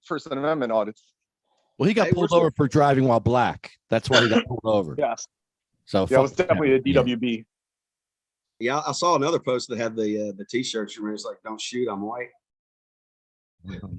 There's a bunch of the one I have says "Don't shoot, get stoned." Yeah. Where's the best place to find all these videos from you guys? I know I've seen a ton of them, but The Sativa Cross YouTube channel probably has YouTube. all of them just way back. Yeah, probably. Most of them, but then Facebook Live has a lot of Facebook Live. Yeah, even if you go on Lefty's page, his Facebook page, and just search, find everything there too. Yeah, Facebook Lives is crazy. A lot of towns on there. A lot of activism on Facebook Live. Well, yeah, Yeah, you guys started doing the Facebook Lives after I moved to California because you guys were doing all the town council meetings. In You started doing the 2019. town council meetings. I was like, I can't do town council meetings. I'm gonna end up getting arrested. Yeah, there was during that whole year of 2019, there was 3 or 4 a week that we were going to, and we weren't able to go to other ones because they were all happening on the same nights. And we would have to pick and choose. In person too. In person. Yep. Yeah, that was nuts. And to be honest with you, that when I had gotten off of opiates and stuff, that was part of my regimen of just getting out of the house, staying active, and the same way that people, go to AA meetings or something like that. That was my regimen, going to those meetings, going to those council meetings, hearing all the similar stories. That's what brought me out That was one of the reasons what brought me out in the first place, or whatever That it was. That was me doing the Trenton podcast with Lefty every Thursday in 2015, 2016. Same Yeah. thing. I was just Yeah. finally getting healthier and starting to come off all the pain pills, and was like, I got to find some reason to do something. And I was like, fuck, I'm gonna go hang out with Lefty. I was just getting off of it, and I was watching Lefty do his thing, and I heard his story, and I'm like, yeah, I know other people have the same story. I'd never intended to tell mine. I never intended to. That was not where I was at that point in my life. I was just trying to get shit together. But it was very empowering to know that there was other people who were going through the same thing, but willing to put the work in. You know what I mean? Willing to put the work in and make sure that others knew what was going on, and being able to tell a story like that. You know, which I still think is a super powerful thing. That will always be one of the most powerful things, going to those council meetings when they were abandoned dispensaries and telling them about your personal struggles.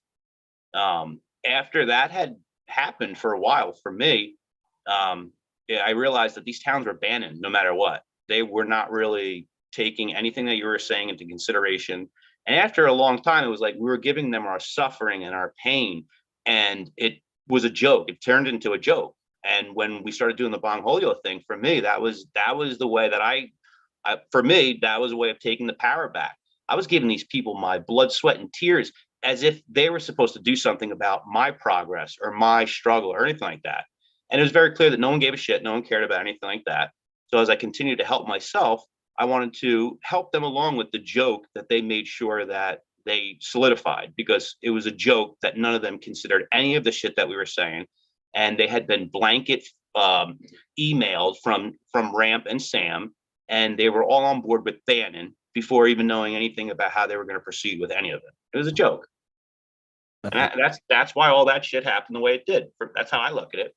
Man, that's powerful. That's powerful stuff, man. Yeah, and absolutely. How ironic is it today? Today is actually my 5-year anniversary. I've been off methadone because of cannabis.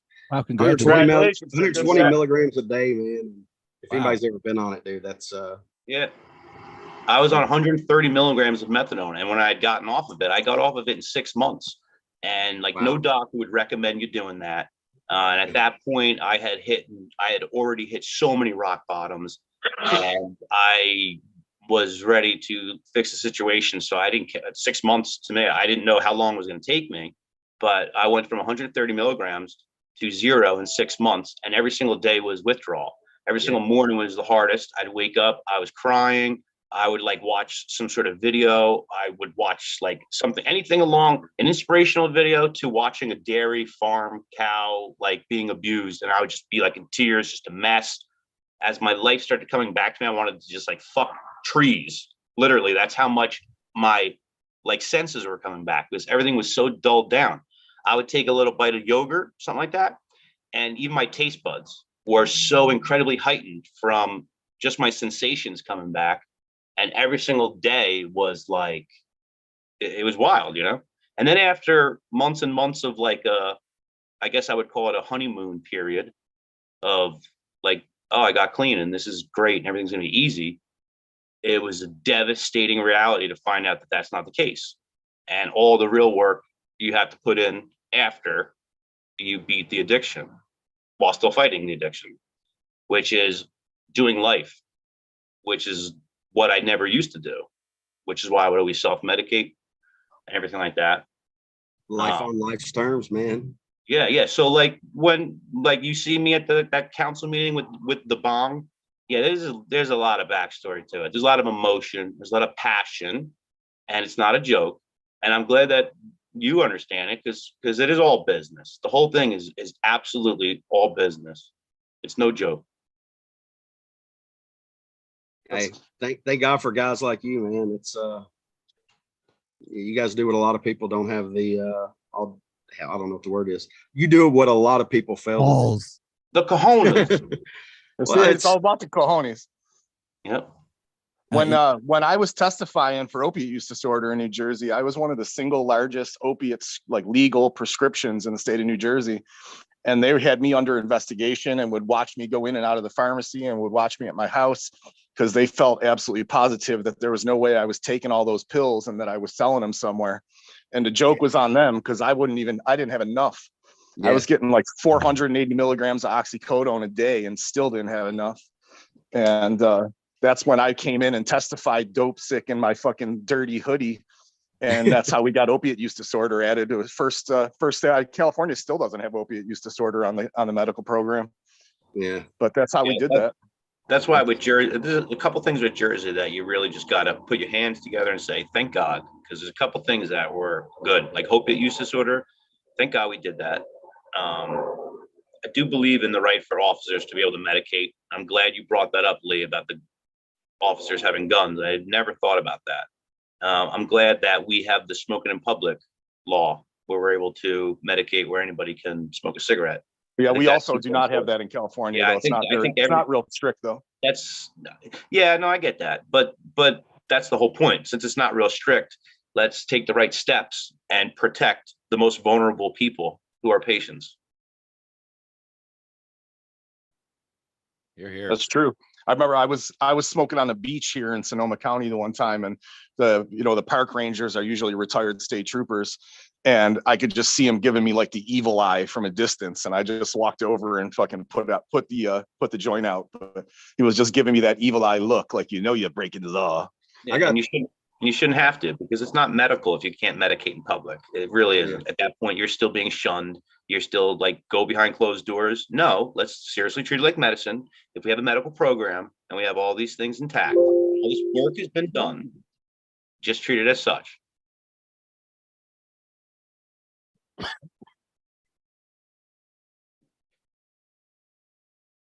So even with all the issues and stuff like that, I mean, I try to think about all the success along with, like, we don't have home grow. That's awful.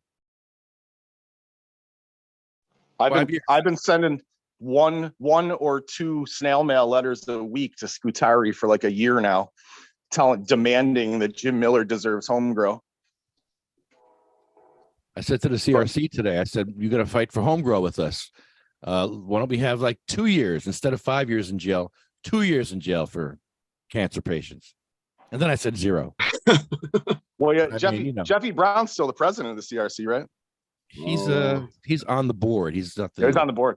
He's in my fantasy football league, and I give him grief the whole entire football season, but it doesn't mean that it does anything. Hopefully we're where you guys are at. I know you're still struck in the fight, but man, I would love to be in the position you guys are in now, having crossed all these barriers that you had, years ago. It's great. I mean, I got pulled over last year about 5 miles up the road, and it was not good. I got arrested for possession of marijuana. I had probably a quarter ounce of flour and about 50 gummy bears, and they took me to jail. And it was having been in the industry for so long and traveled around and just I don't give a fuck. I'm gonna smoke pot either at my house, in public, wherever. If I feel that I need it, it's gonna happen. But it just goes to show how backwards we kind of still are here in Kentucky as far as arresting people. Now it's not an arrestable offense anymore up to a certain, even like a half a pound, which is, they just switched that. So before we got medical, our governor was like, these guys aren't going to pass medical, so I'm going to do something drastic. I'm not going to pass medical. I'm going to make it legal for anybody in the state of Kentucky that goes to a doctor and gets a recommendation for medical marijuana. They can go to any legal state, purchase that marijuana, bring it back up to 8 ounces with no consequences. If you get pulled over, if you get busted with the weed, you have to show the receipts from the dispensary, the note from the doctor, and your medical card, or your doctor recommendation card. So I think that's what really took Kentucky from, we're not going to do this. He did that, and they saw how much money they were losing, and now it was like overnight. And then, the guy you're talking about, Curaleaf, going to Frankfurt and seeing for the first time at our cannabis rally, seeing guys in suits representing bigger companies, and had to be it. But I applaud you guys, man. You've put in the work that we're getting ready to have to do. Wait a minute. We're getting ready to have to trudge this same road. Wait a minute. So your governor says for patients to go over state lines, to break the law, to go get your medicine, and if you make it back into Kentucky, you're good. You heard that correctly, Lefty. Well, when you say it like that, it sounds like it's like a booby prize. but the governor did that because out of love, because that's his hands were amazing. tied. Oh man, he must love his hands. That's amazing. He's like, yeah, break the law. He's like, fuck the law. Yeah, you have our permission to go in another state and break the law. No problem. Fuck the law. Yeah. Break it anyway. It's like when these dudes stumble out from the bar on Friday and Saturday nights, the cops show up and they're like, get in your car and go home. Everybody go home. Like, what? Man, I Everybody's could tell you drunk. guys so many stories. Little sister, 12 years old, was killed by a drunk driver in 96. Her and my stepmother. It's a scourge, man. It's that was one of the biggest things that was hard for me to get over was my anger going up to Frankfurt, especially in Kentucky, man. This is the bourbon capital of the world. You're talking about Bardstown that makes pretty much any bourbon that you can think of is made within a 10-mile radius. A lot of money in bourbon in Kentucky. So to go up to Frankfurt all these years and hear these lobbyists talk about alcohol, and I'm like, what the fuck are you talking about, dude? Alcohol kills 100,000 people a year. And we're talking about something that's never hurt anyone. And it's been a big obstacle to overcome, man. Wild. Well, yeah, and you're going to deal with the alcohol industry is probably going to be putting obstacles up as you're trying to fix that medical bill and whatnot, just like in New Jersey, the big pharma companies do. Alcohol and pharma too. I mean, Mitch McConnell, it's public record. Mitch McConnell's the #1 benefactor of big pharma and alcohol money, lobby money. Just the simple fact that he gets to be involved in any of these conversations it's ludicrous to me. I mean, he should be, like a judge should be recused if they've got personal interest. And, he's held us back for 20 something years. But anyway, I go off on fucking term limits and draining swamps and all that good stuff. But that's just my Southern point of view. I did tell y'all I have family in New Jersey, right? Oh yeah, whereabouts in New Jersey? A little place called Patterson. Oh, right on. Yeah, we all know Patterson. Yeah. Oh Right on. man, my family, the Nicoliches. It's like watching Godfather, except they were broke. Well, didn't the Sopranos throw someone over the falls in one of the episodes? Oh, the falls is right over there. The That falls. does sound accurate. I'm not Patterson? 100% sure, but likely. It makes sense. There's some good falls right there. I throw people in. Beautiful waterfall there. I had cousins that went to East Side High. You guys seen Lean on Me? Yeah. Back when Joe Carter was the principal. Oh man. Have you guys seen Lean on Me? Shit. Yeah. You smoke Yeah, crack, yeah, don't you? yeah. Yeah, we saw that. I had some cousins go there. I had a cousin that used to hitchhike from New Jersey down to Kentucky about every summer. Female, by the way. And I remember as a kid, we used to take her to instead of like, oh, Aunt Cindy's got to go home, kids. So it was like, pack up the car and we drive her to the interstate and drop her off. Oh man. It's harder Oh, to man. hitchhike as a guy. I hitchhiked from Buffalo to Seattle when I was 17. Different world back then. Yeah, different time. Absolutely. You're talking about the pharmacies and having the biggest prescription back in the day. Here in Kentucky, it was only less than 15 years ago that we actually got integrated into the system, the sharing system between the states. So up until that point, I had a couple of doctors in Kentucky. I had 2 doctors down in Tennessee, and then I had a couple down in Florida that we used to go visit every now and then.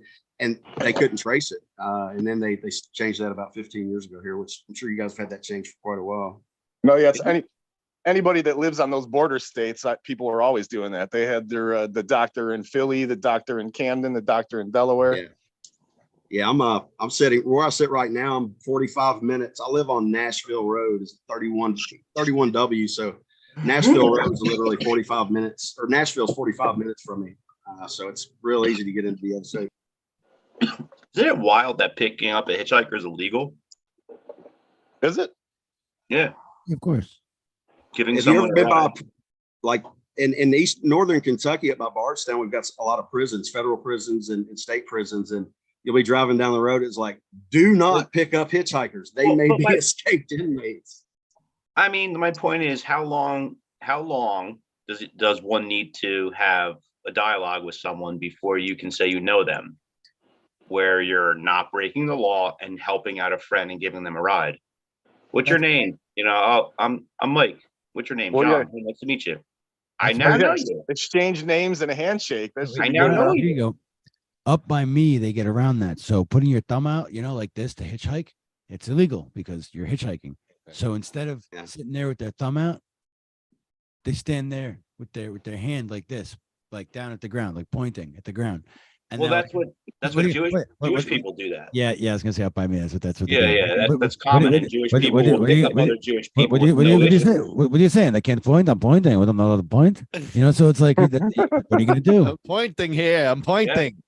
I'm pointing. See, I'll These are, pick up these it. are my people. I've been around so many of them. This is how I know how they talk. Like these are my people. Yeah, yeah. I've been there. I live there. I- I live in the town of Ramapo, which is Muncie. No, Look no, it you're up. right though. That's what they do. They point right at the ground.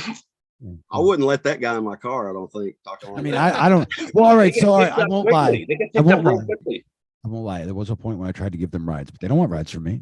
Just for the sake of being like pick them up while I'm smoking a joint. Like, hey, you want to hear about cannabis in the Bible? And then but they never got it. They don't care. Wow. They don't care. See, Let's talk about Jesus and weed. Well, I'll take- you can start with the Jewish part, but look, they all Start read, talking like that. They look, call the police on you. they all read the Talmud, so they all know the stuff. Like, did I tell you guys what happened when I was at the gym? He's hitchhiking and he calls the cops on you. Yeah. I'll take a different approach. I'll pick anyone up. I have a lot of love in my heart, but I have to let them know really quickly that if they think they have the upper hand, I just kind of show them like, hey, I love you. I'll do anything for you. But if you're not who I think you are, then we may have issues here. But I've never had an issue picking anybody up. Never. I've I don't done know. it. Maybe it's the weed that makes us able to kind of read people's auras. I've done it before. I've never had a problem. Last time I picked up hitchhikers was 3 girls from Brazil that were heading up to the mountain to do trim work. And the farm they were going to was like 4.5 hours north, and they bribed me very well. I drove them all the way up there. Yeah, getting a little trimmigrants. I wasn't going to use that word. So when it's That's great. So it's gas, ass, or grass. They're just like, all right, here's some grass, right? They had Grass or gas. Nobody rides for free, man. They had this battery powered. Were they They had a cute? battery powered thermos that kept water hot, and then they had a yerba mate or yerba mate is like a real caffeinated tea. They had yerba mate that was half yerba mate and half coca leaf. Ooh, So they were feeding me coca yerba mate tea while I was driving, and I took them all the way up. I drove them all the way up to the mountain. nice. Hey, Awesome. You're making me miss Grateful Dead concerts now. Wow. Yeah. That's why you pick up hippies. That's why you do that. Because they're great people. Literally. Speaking of hippies, you want to smoke some of this hash and this? I picked up a hippie named Spacious one day and ended up on like a Spacious. 2-week trip. Spacious. That's amazing. It's like it's too wholesome or I abstract.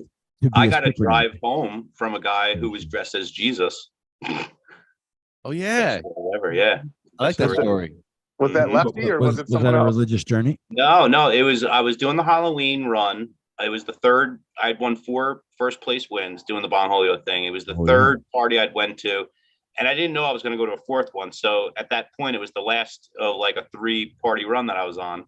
And I won, and I lost my car key because I was trying to like limit all the stuff I have on me. So I took it off my keychain. I just had my car key. Long story short, I lose the car key. I can't get home. I'm like, oh, I got to take the train. I have the bong. I have everything. I drive with the bong on top of the car. So I'm like, all right, I got to take the train, and this guy overhears me talking, and I'm like at a Rutgers bar, like where there's college kids and it's like a young crowd. And I felt like I was older, but there was this dude who was dressed as Jesus who was like older than me, but he really just had the crown on, and he was just gray shirt, kind of sweaty, had like some sweat stains on his pits, just Jesus with the thorns on his head or whatever. So he's like, yeah, man, I'll give you a ride home, man. Don't worry about it. And I'm like, no, it's all right. I drive with the bong on top of the car or whatever. I'm trying to explain it to him. He's like, no, it's not. It's fine, man. I got bungees and I have a towel. And when he said that, I was like, what the hell's going on? Because I have a towel and bungees, and that's how I strap the bong up on the top of the car. You knew it was Jesus, then. So this guy starts going to town, and I'm letting him do it. I'm just letting him do it, right? He puts the bong on top of the car with the towel down on the roof first. Same exact way I do it. He then starts to strap the bong. I'm letting him do it. He's then strapping it, but he did it differently. I do one strap over the front like that, and then I do one strap over the back, same way. He did it in a cross method because he's fucking Jesus. Because he's Jesus. Right? So he did it in a cross like that, right? Cross, get it? Dude, we get in the car or whatever, and I'm like, this is wild, you know? So he starts talking to me as he's driving me home, and he's like, yeah. So the thing is this or whatever. I do Jesus all year round. I'm not just Jesus for Halloween. I'm Jesus all year round. And I'm Bong Holio. And I'm not, and it's at Halloween. And I'm not just doing this at Halloween. I'm like, The sermon in the car. And he starts telling me about his life and who he is, you know, and he mentions to me that he's homeless. He's homeless. He has no home. And the only thing he owns is his car. So he tells me that he lives under the bridge in New Brunswick. And there's like a homeless community that I'm aware of that lives under that bridge. So I'm like, all right, so he's homeless and he's only got the car or whatever, you know? And as we're driving home, we're like hitting it off, like as if I'd known this guy forever, you know? Tells me he's been a crack addict of 30 years and he has 4 months clean, right? He's just rambling, you know, and he's like possessed by an angel, like the same way that if you could be possessed by a demon, this guy was possessed by an angel. He was on a mission of like collecting his like fortunes, and his fortunes were helping people. And I watched him look, he's seen someone on the side of the road. They like blew their tire out, flat tire, whatever. And his eyes light up. He's like, oh, this guy needs our help. And he pulls over. It's like 2 a.m. It's like 3 a.m, something like that.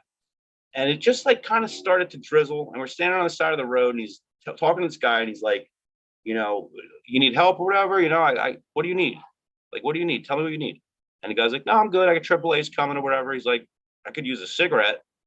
Jesus pulls out some cigarettes. He's got like 3 different brands. He starts telling him about this one brand. It's very cheap. Buy this. It's great. Blah, blah, whatever. We all have a cigarette. Get in the car. We start driving home. Long story short, I say to him, I'm like, he has no home, right? So I'm like, he could stay the night. I'm going to ask him if he wants to stay the night. You know, it's fine. I have an extra room. So I'm like, we get back to the house. I'm like, you know, before we got here, I'm like, if you want to stay the night? I'm like, it's cool. You know, I got work in the morning. We'll get up together and we'll fucking, you know, bounce. And he's like, no. He was like, almost like not offended by it, but that wasn't comfortable for him. Staying in someone's home, that wasn't something he was wanting to do. And he rejected that immediately. I was like, all right, it's cool. And then when he dropped me off, I told him, I was like, all right, well, let me give you a couple bucks, man, for fucking help me out. And he was like, then he almost seemed like he was insulted. Like he was just wanting to help me. And I had to explain to him, I'm like, listen, it's not my money. I said, I won this money tonight. So it's not mine. I'm like, if you want some of it, like, it's fine, because I wouldn't have been able to come home any other way. So I wound up giving him some money and, you know, hugged him in my kitchen. He left or whatever. But one of the things that he said to me was, he was like, man, on the drive home, he's like, you know, you're always going to make people smile doing the bong thing. Like, as if this guy knows me and knows what I've been doing. He's like, you're always going to make people smile doing the bong thing and this and that or whatever. He's like, but you got to make sure that you properly separate yourself from the bong. He's like, what's your name? I tell him, like, I'm Mikey. He's like, well, you got to make sure that you give Mikey the same amount of attention that you give Bong Holio. And he starts going through this whole thing about, he's like, I know why you do this. He's like, I know there's mental illness involved. And I know there's, you know, he starts going into this whole thing where I'm like, it was as if it was like a 25-minute ride. That's it. But the conversation I had with this guy and the imprint that he left on me was as if I had found a therapist after going through multiple therapists, finally finding the right one and being on like week 27 and having like an hour session with this breakthrough moment. And I had this from that guy. And when he had left, like I said, it just started raining and the rain started coming down a little more, brought the bong inside, wasn't going to get wet, whatever, I'm good. And like, I didn't give a shit about all the money I'd won. I'd won like, at that point, like $3,000, big screen TV, Bruce Springsteen tickets, which I'm going to tomorrow with Lefty. Whoop, whoop. Nice. Yeah, a whole bunch of shit. And I didn't give a shit about any of that. None of that mattered at all, because all I cared about was like, this dude who's homeless was like, I'm going to help. And that was what he made sure he did without wanting to be compensated for it. It was a struggle for me to get him to accept the money. That's how much this dude was there to help. As Jesus, who he is all year round. Jesus is the great counselor, man. Most amazing. Give me chill bumps. I know. Absolutely wild, man. Can't make that shit up. I always say Jesus was a political activist with cannabis oil in his pocket. He Right. I like I mean, somebody soaking in posted his the Last Supper selfie. That's a good one. Fellas, I got to run, man. I Yeah, didn't know same. this was going to turn into a podcast. I've actually got a studio. We do a podcast in, so I've got a good mic and all that stuff. I know this probably sounds shitty. I'm out on my back porch. Yeah, I'd love to join you guys again, man. I'm learning stuff. Right on, brother. Been a fantastic chat. I'll catch you all later. Yeah, Hey, man. y'all You have a good one, night, man. Nice We're chatting. Yeah. Good night, sir. We're gonna do the list here. Oh, my phone finally died. Oh, I bought a new phone. I had to run it down to the ground. Got to run the battery down, right? When you get a new phone. I mean, That's what they say. You got to kind of get the battery worn in. whatever. I didn't do that. That's what they say. But if it's a lithium battery, it shouldn't matter. You don't think so? Okay. No, it shouldn't. If it's no What kind of batteries do that I'm thinking of? The old ones. old ones. Really? But the lithiums won't do that. No. Yeah, the other ones where you like the first use was where you like defined like the ratio of how it like charged compared to like what its capacity was. If you didn't like, Yeah, like it charge used all to the be way like all the way that up, with drive all the way drills down, too. you wouldn't be able to charge the maximum. Like 10 years ago with drills, it was better if you just used the whole power out of it and then charged it again. But now all the batteries are all lithium and it really doesn't matter. So I was ignorant for nothing. Damn. I hate when that happens. Campaign of fear and misinformation.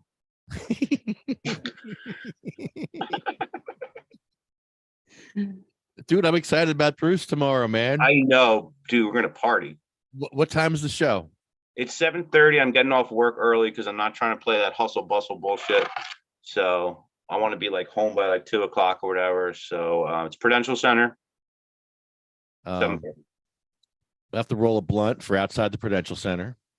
Like, I have to stand outside the Prudential Center, big old blunt. Let's smoke weed in there and get kicked out. Who cares? Oh, well, halfway through. Yeah, that's what I mean. Like, he plays 4.5 hours. Like, I know. Like, Let's bring blunts. let's get kicked out halfway through. I can Good bring. idea. Yeah. You want to do that? Yeah.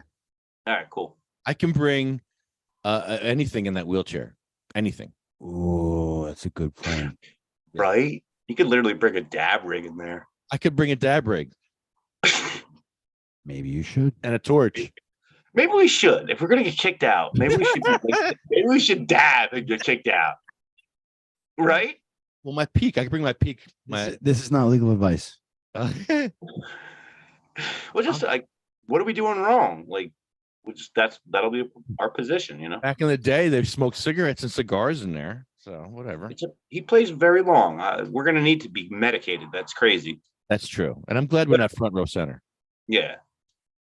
Yeah. So let's just get kicked out halfway through. You're After right. like 2.5 hours. After 2.5 hours. After he plays one song we don't like. Will be like 80 minutes. Which will be like right at the second song. Right. No, I'm just kidding. I'm just looking at Jim Miller's post here. Oh my. Oh boy. Okay.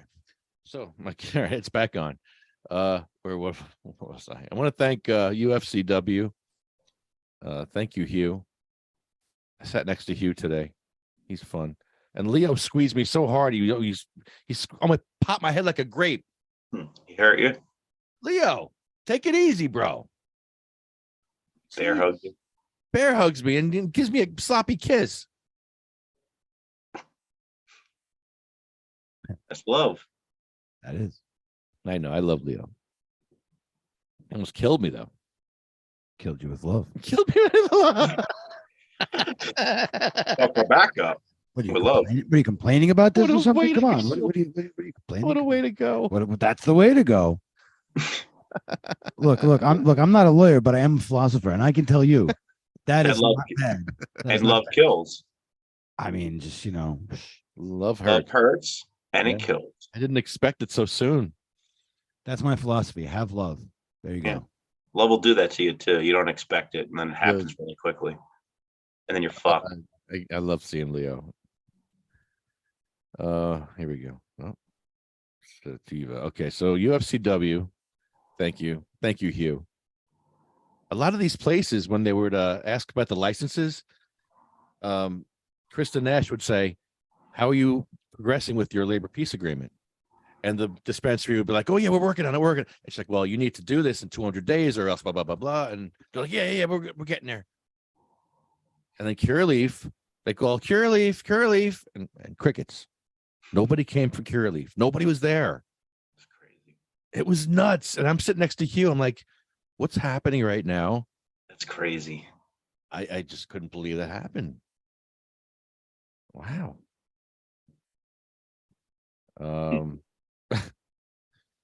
So thank you, Canasense. Thank you, CMMNJ, Jackson Storm, Smoking Monkey, Arlo Glass, and OprahMachine.com. Oh, and sativacross.org. You can donate if you're still listening and you have $10. Help us buy some ramps. We need ramps. We need ramps. Other people need ramps. That's the point. Well, yeah. Well, we will procure ramps to give away. For others, yes. Our list begins with Cheryl Miller, Sabina Rose, Diane, Gracie, Cindy May, Marie, Jack, Joan Ford, Randy Robertson, Polly Connolly, Bill Buckman, Chad, Jeremy Collette, Matt, Troy, Russ Perry, Roger Barber, Jay Orletto, Ella Bagelman, Hattie Koshel, Jackie Rickert, Anthony, Jake Armando, Felicia, Lynn. Oh, I'm adding someone to the list right now. Oh, Lynn and Robert. that's sad. They're together now. Big tuna. What was black tuna? What was Platchorn's? The tuna.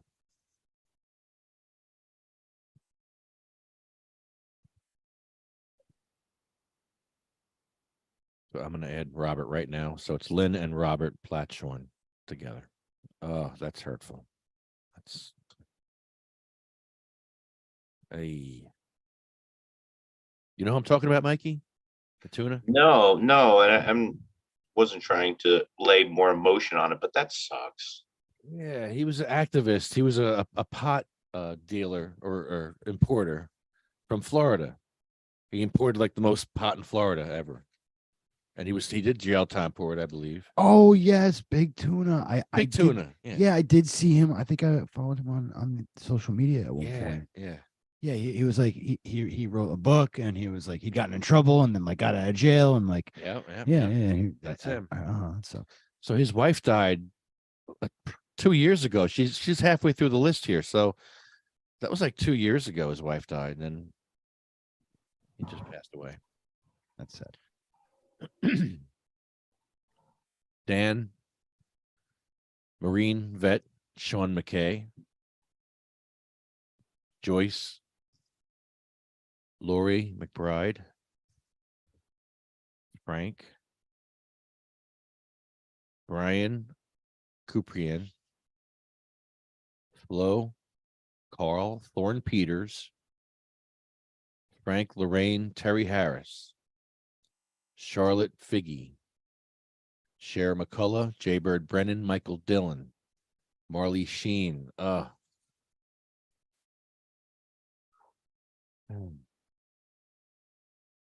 List is hurting me tonight. This sucks. It feels so much longer tonight than normal. I mean, it's really a tiny snippet of all the people whose names are not on it. Colette Well, Carroll. you know why it's hurting tonight, Lefty? Because you do this list for a reason, for it to have an emotional impact. And sometimes, like even before you said that, I was almost feeling that as well. And I think it's because you just mentioned the passing of him as well. And that list will only grow. That's true.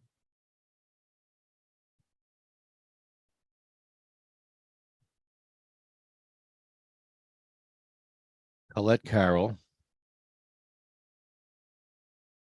Brendan, Red Blazer, Rico Valderrama. Yeah, it's hurtful. Red and Rico and I know, this is so hurtful. Lulu, Becky, and Jeff Oakes.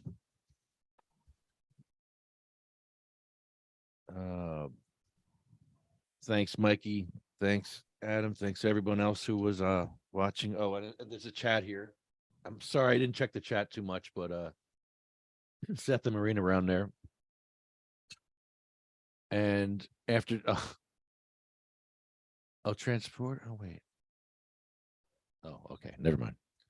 Good night, Seth. Good night, Marina. Mikey, you want to do this with me? Yeah. All right, let's do it. They went with songs to the battle. They were young, straight of limb, true of eye, steady and aglow. They were staunch to the end against odds uncounted. They fell with their faces to the foe. They shall grow not old, as we that are left grow old. Age shall not weary them, nor the years condemn. At the going down of the sun and in the morning, we will remember them.